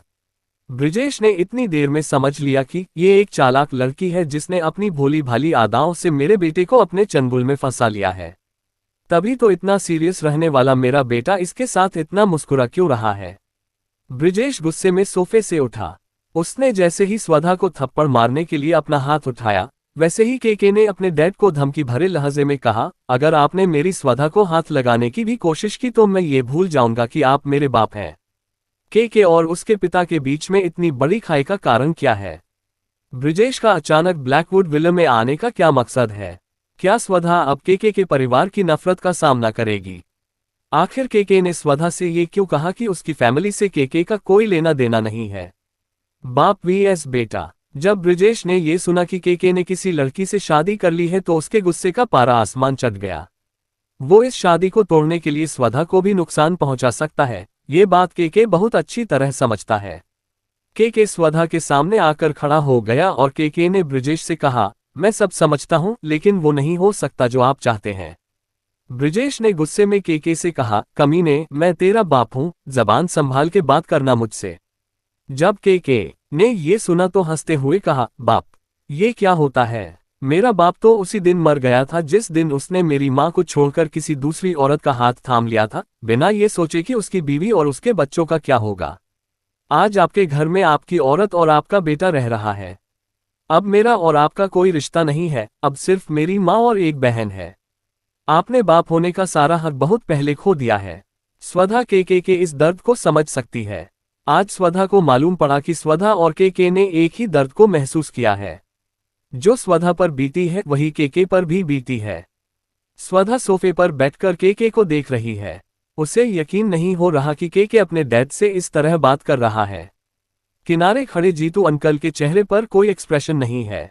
वो के और ब्रिजेश की इस तरह की लड़ाई के आदी हो चुके हैं।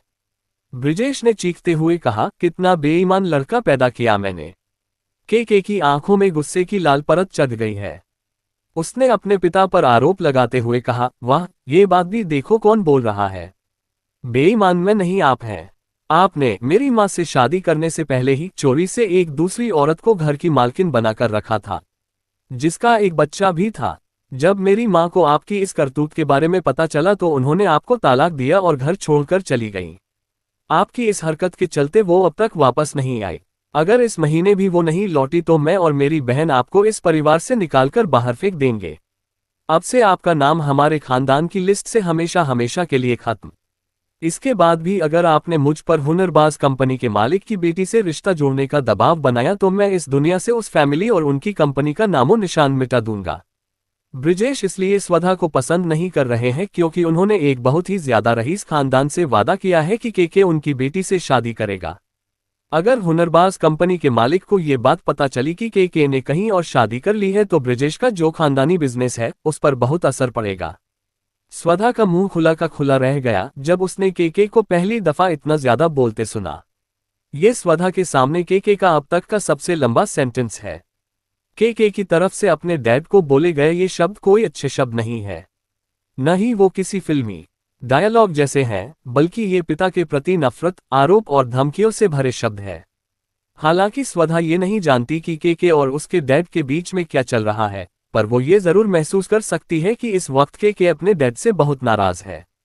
ब्रिजेश इस वक्त गुस्से में हाँफ रहे हैं। उन्होंने सोफे पर बैठते हुए केके से कहा, मैं भी देखता हूं कि तुम कैसे इस दो कौड़ी की लड़की से शादी करते हो। ये कहते हुए केके के डैड की गर्दन गुस्से में लाल हो गई। इस बार केके ने धमकी भरे लहजे में अपने डैड का नाम लेते हुए कहा, मिस्टर ब्रिजेश, एक बात अपने दिमाग में अच्छी तरह बिठा लो कि अगर तुम्हारे आदमियों ने मेरी स्वधा को जरा सी भी चोट पहुंचाने की कोशिश की तो सबसे पहले मैं उनको खानदान सहित जिंदा गाड़ दूंगा इस जमीन के अंदर। उसके बाद मैं आपकी वो हालत करूंगा जो आपने सपने में भी नहीं सोचा होगा। अगर आपको मेरी बातों पर यकीन नहीं तो एक बार ऐसी गलती करने की हिम्मत करके देख लीजिएगा। केके के डैड ने जब ये सुना तो वो धीरे से सोफे से उठे और अपने चश्मे को उतार कर साफ करते हुए कहा, सुनकर अच्छा लगा कि मैंने किसी मर्द को पैदा किया है। अब ये लड़ाई बाप और बेटे की नहीं, दो दुश्मनों की हो गई है, जिसमें से कोई एक ही जिंदा बचेगा। ये कहते हुए केके के डैड ब्लैकवुड विला से बाहर निकल गए। डैड के चले जाने के बाद केके ने जीतू अंकल की तरफ मुड़कर देखा और उनको वार्निंग देते हुए कहा कि अगर अब दोबारा तुम में से किसी ने भी उस आदमी को इस घर के अंदर घुसने दिया तो फिर याद रखना अपने बॉडी के किसी भी पार्ट से काम नहीं ले पाओगे। जीतू अंकल ने जब ये सुना तो उनकी रूह कांप गई। वो जानते हैं कि केके का गुस्सा कैसा है। उसने डरते हुए कहा, जी मालिक, आगे से ध्यान रखेंगे। केके ने डांटते हुए जीतू अंकल से कहा, get out. Jeetu uncle hall से बाहर निकल गए। केके टेंशन में अपने सिर को नीचे की ओर झुकाकर अपने बालों को हाथ से खींचने लगा। स्वधा इस वक्त केके का चेहरा नहीं देख पा रही है, पर वो उसके अंदर चल रहे टेंशन को समझ सकती है। उसने डरते हुए धीरे से कहा, मास्क मैन। स्वधा इसके आगे और कुछ बोल पाती उससे पहले केके ने स्वधा को खींचकर अपनी बाहों में भर लिया। स्वधा ने भी केके को हक कर लिया। वो जानती है कि इस वक्त केके को उसके साथ की जरूरत है। केके ने धीरे से कहा, काफी सुकून मिल रहा है तुम्हारी बाहों में, मुझे कभी मत छोड़ना स्वधा। उद्धरण चिन्ह। स्वधा ने धीरे से जवाब दिया, कभी भी नहीं मास्क मैन। वो दोनों काफी देर तक एक दूसरे की बाहों में सिमटे बैठे रहे। जिंदगी की भाग दौड़ और उलझनों में हम इतना थक जाते हैं कि हमें महंगे से महंगे बिस्तरों पर भी नींद नहीं आती। सिर्फ एक अपनेपन से भरे बाहों के घेरे की तलाश है हम सभी को, जहां हम चिपक कर अपने अंदर के बोझ को उतार सकें। इस वक्त स्वधा और केके अपने अंदर के बोझ को एक दूसरे के गले लगकर उतार फेंकना चाहते हैं। केके ने धीरे से स्वधा से पूछा, तुम्हें भूख तो नहीं लगी? स्वधा ने मुस्कुराते हुए कहा, नहीं, अभी नहीं लगी। केके स्वधा के बालों में हाथ फेरने लगा। जिन्हें हम प्यार करते हैं उनको ही अपना जीवन साथी बनाना चाहते हैं, ताकि जीवन में कभी भी जब हमें किसी भी रिश्ते की कमी महसूस हो तो हमारा हमसफर उसे अपने लाड़ प्यार से पूरा कर पाए। स्वधा और केके दोनों अधूरे हैं, इसलिए जब वो एक साथ होते हैं तो पूरे हो जाते हैं। स्वधा ने धीरे से केके से पूछा, वो जो अंकल अभी थोड़ी देर पहले यहाँ थे वो आपके डैड हैं? केके ने एक गहरी सांस छोड़ते हुए कहा, पहले वो हुआ करते थे मेरे सो कॉल्ड डैड, पर अब नहीं है। अब मेरी जिंदगी में सिर्फ दो लोग ही बहुत खास हैं, एक मेरी माँ और दूसरी मेरी बहन। स्वधा ने जब ये सुना तो खुद को केके से अलग करते हुए शिकायती नजरों से देखने लगी। स्वधा सोच रही है कि उसकी कोई अहमियत ही नहीं है क्या केके की जिंदगी में। जब केके ने स्वधा के चेहरे को देखा तो वो समझ गया कि स्वधा का मुंह किस बात से उतरा हुआ है। उसने हंसते हुए स्वधा से कहा, बेशक मेरी जिंदगी में अब एक और खास इंसान है जिसके साथ मैं अपनी बची हुई सारी जिंदगी जीना चाहूंगा और वो शख्स हो तुम। स्वधा ने जब ये सुना तो वो शर्मा गई। अब केके का दिल हल्का हो गया है। स्वधा से बात करके उसके दिमाग से डैड की बात छू मंतर हो गई। दूसरी तरफ केके के डैड ब्लैकवुड विला से बाहर निकलकर अपनी गाड़ी की तरफ गए। ड्राइवर ने दौड़कर गाड़ी का दरवाजा खोला। ब्रिजेश ने गाड़ी के अंदर बैठने से पहले एक बार मुड़कर ब्लैकवुड विला को देखा, फिर बहुत गुस्से में गाड़ी के अंदर बैठ गए और बैठते हुए कहा, गाड़ी घर की ओर मोड़ लो। उद्धरण चिन्ह। ब्रिजेश गाड़ी में बैठे अपने ही बेटे केके की बातों को सोच रहे हैं। वो जानते हैं कि उनकी और उनके बेटे की कभी नहीं बनी। इतने सालों के बाद भी अभी तक केके ने उसे माफ नहीं किया है। केके की जिद से वो अच्छी तरह वाकिफ है। ब्रिजेश अपने घर पर लौट आए। गेट से घुसते ही घर के दरवाजे तक एक लंबा रास्ता है। रास्ते के दोनों तरफ बागीचा है। रंग बिरंगे फूलों के बीच ये रास्ता सीधा दरवाजे की ओर जाता है। दरअसल ये ब्रिजेश के पिता की हवेली है, जहां लोग बदलते वक्त के साथ अपने सुख सुविधाओं के लिए अपनी जमीन को छोड़कर कहीं और बस जाते हैं। वहीं ब्रिजेश सारी सुख सुविधाएं शहर से दूर इस हवेली में ही ले आए। पुराने जमाने की ये हवेली आज के समय में मिल पाना थोड़ा मुश्किल है, लेकिन ब्रिजेश ने इसे दिन पर दिन और खूबसूरत बना लिया है। इस हवेली में केके की कई पुश्तों का पसीना और ताकत लगी है। लोग इसे बड़े दरबार के नाम से जानते हैं। आज से 3 साल पहले केके भी यहीं रहता था, लेकिन 3 साल पहले कुछ ऐसा हुआ जिसकी वजह से केके ने बड़े दरबार को छोड़ दिया और खुद का एक विला बनाकर वहां रहने लगा। ब्लैकवुड विला कहीं से भी बड़े दरबार से कम नहीं है। केके ने बेशकीमती सामानों से ब्लैकवुड विला को सजाया है, जो बड़े बड़े घरों से नीलाम हुई यूनिक चीजें हैं। ब्रिजेश के घर में है एक औरत जिसने बहुत ही खूबसूरत और बेहद कीमती कपड़े पहन रखे हैं। उनके साथ है एक हैंडसम लड़का जो अभी कुछ 25 साल के आसपास का होगा, जो किसी राजकुमार से कम नहीं लग रहा है। जब ब्रिजेश ने उन दोनों को देखा तो वो मुस्कुराए और तेजी से अंदर की ओर आए। जिन दो लोगों को देखकर ब्रिजेश ने अपनी चाल में तेजी ला दी, वो दरअसल ब्रिजेश की दूसरी पत्नी भीवा और उनका बेटा अभय है। अभय देखने में काफी एलिगेंट है। उसका रंग गोरा, उसकी नाक लंबी, मोटी भौहें और आंखें काली हैं। वो किसी राजकुमार से कम नहीं लगता। अभय की मां ने अभय को एप्पल का एक स्लाइस अपने हाथों से खिलाते हुए कहा, आप बाहर न जाया करें, कितने कमजोर हो गए हैं। अभय ने अपनी मां का हाथ पकड़कर हंसते हुए जवाब दिया, मॉम, मैं बस 1 वीक के लिए बाहर था और इतने कम दिनों में मैं इतना कमजोर हो गया। आप कुछ भी कहती हैं। अभय और केके दोनों ही ब्रिजेश के बेटे हैं, लेकिन उन दोनों के बीच कुछ भी एक जैसा नहीं है। अभय की मां से बिना शादी किए ही अभय पैदा हुआ था, इसलिए अभी वो इस खानदान का इलेजिटिमेट सोन है, जबकि केके के हाथ में इस घर के सारे अधिकार हैं। ब्रिजेश का परिवार पिछले 50 सालों से भी ज्यादा पुराना है। इनके परिवार के हाथ से सत्ता कभी गई है नहीं। इनका पावर दिन पर दिन बढ़ता गया। इतने सालों पुराना बिजनेस जिसमें न जाने कितनी पुश्तें बीत गई, कभी किसी ने न ही शहर छोड़ा न ही बड़े दरबार को। ब्रिजेश के खानदान में केके पहला इंसान है जिसने अपने परिवार से हटकर अपना मकाम बनाया और केकेडी ग्रुप को खड़ा किया। ब्रिजेश की कंपनी को अभी अभय रन कर रहा है। 3 साल पहले तक केके ही इस कंपनी को संभाल रहा था, लेकिन अब केके ने खुद अभय को ये कंपनी चलाने की इजाजत दे दी। जब ब्रिजेश ने अभय और उसकी मां की बातें सुनी तो उन्होंने भी अभय की मां का साथ देते हुए अभय से कहा, अगर तुम अपनी सेहत का ख्याल नहीं रखोगे तो तुम्हारी मां को बुरा लगेगा। जैसे ही अभय ने ब्रिजेश की आवाज सुनी वो तुरंत खड़ा हो गया और जाकर ब्रिजेश के पैर छूकर उनके गले लग गया। भीवा तुरंत अपनी कुर्सी से खड़ी हुई और ब्रिजेश के सामने लगा दी। भीवा पहले बंगाली फिल्मों में बतौर अभिनेत्री काम करती थी, लेकिन जब इनका इश्क ब्रिजेश के साथ शुरू हुआ तो भीवा ने ये काम छोड़ दिया और ब्रिजेश के साथ लखनऊ आ गई। उसे उसके काम से बहुत प्यार था, लेकिन जब उनका रिश्ता ब्रिजेश से शुरू हुआ तो उन्होंने अपनी कला को नमस्ते कर दिया। आज भी बड़े दरबार में उनके बहुत से अवार्ड्स वहां के शोकेस में सजे हुए हैं। ब्रिजेश जाकर कुर्सी पर बैठ गया। भीवा ने ग्लास में पानी निकाला और ब्रिजेश को दिया। अभय वहीं ब्रिजेश के पास बैठ गया। अभय ने ब्रिजेश से पूछा, आप कहाँ गए थे डैड? आपकी तबीयत भी ठीक नहीं है। ब्रिजेश का चेहरा फिर से लाल हो गया। अभी तक वो केके की बातों को दिल से निकाल नहीं पाया है।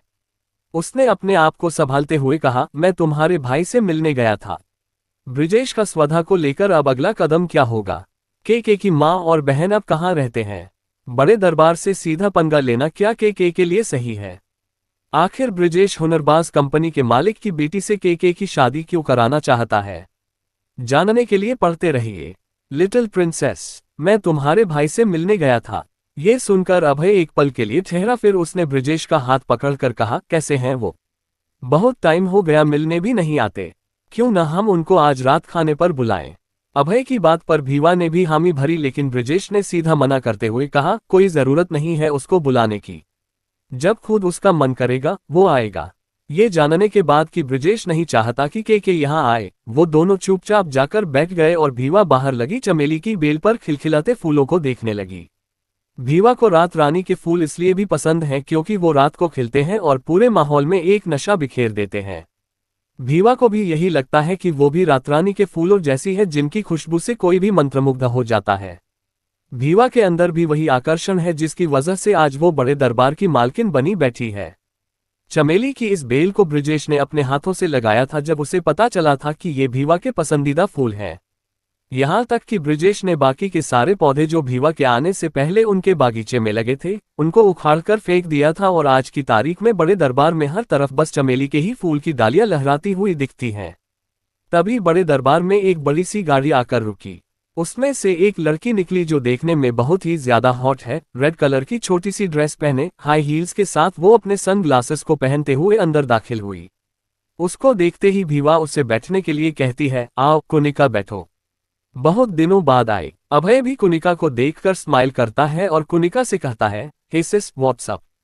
कुनिका तिरछी निगाह से दोनों को देखती है और आंखें चढ़ाते हुए भीवा से कहती है, तुम्हें पता है कि मुझे ये नाम नहीं पसंद, फिर क्यों हर बार मुझे इसी नाम से बुलाती हो? कुनिका के इतना कहते ही ब्रिजेश गुस्से में डांटते हुए कुनिका से कहता है, तुम इतनी बदतमीजी से क्यों बात करती हो? कुनिका ब्रिजेश की बात का कोई जवाब नहीं देती। तभी अभय ब्रिजेश से कहता है, डैड ये हमारी लिटिल प्रिंसेस है, इसको ऐसे मत डांटिए। कुनिका को ये लिटिल प्रिंसेस वाली बात सुनकर बिल्कुल अच्छा नहीं लगता है। वो चिढ़ते हुए कहती है, हेलो मिस्टर, मैं बस तुमसे 1 ही साल छोटी हूँ, तो मुझे ये बच्ची बोलना बंद करो।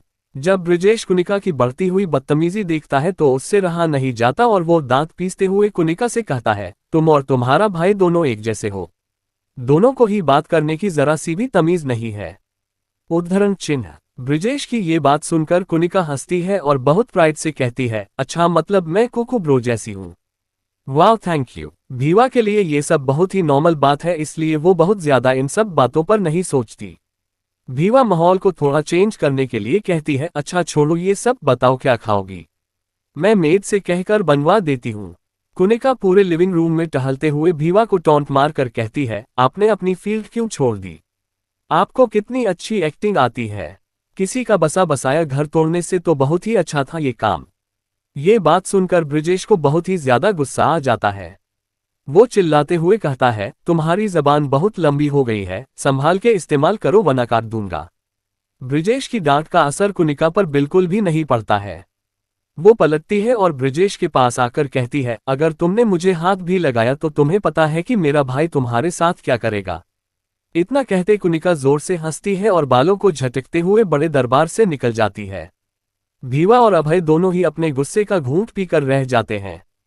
कुनिका की कही बात को ब्रिजेश सीरियस नहीं लेता है, लेकिन ब्रिजेश को ये जरूर लगता है कि एक दिन कुनिका और के की वजह से उसे किसी बड़ी मुसीबत का सामना करना पड़ेगा। भीवा उसकी ये बदतमीजी इसलिए झेलती है क्योंकि अभय को अभी तक लोग ब्रिजेश की नाजायज औलाद ही समझते हैं। भीवा बस इतना चाहती है कि अभय भी के और कुनिका की तरह इस खानदान का ही वारिस कहलाए। दूसरी तरफ कुनिका दौड़ती हुई ब्लैकवुड विला में दाखिल हुई। उसके गाल सूजे हुए हैं। जीतू अंकल ने दरवाजे पर ही उससे रोककर पूछा, क्या हुआ छोटी मालकिन, आप यहाँ कैसे? सब ठीक तो है? जीतू अंकल जानते हैं कि कुनिका ऐसी लड़की है जो जल्दी इस बंगले पर आती नहीं है। कुनिका जीतू अंकल की बातों को तवज्जो न देकर वो सीधे हॉल की तरफ दौड़ती हुई बोली, मैं अपने भाई को ढूंढ रही हूँ। कहाँ है वो? जीतू अंकल ने कुनिका को चिल्लाकर रोकना चाहा, मालकिन आप रुकिए, मैं अंदर देखकर आता हूँ। जीतू अंकल जब तक कुनिका को रोक पाते तब तक वो हॉल के अंदर आ चुकी है। हॉल में स्वधा और के खेलते हुए स्नैक्स के लिए एक दूसरे से झगड़ा कर रहे हैं।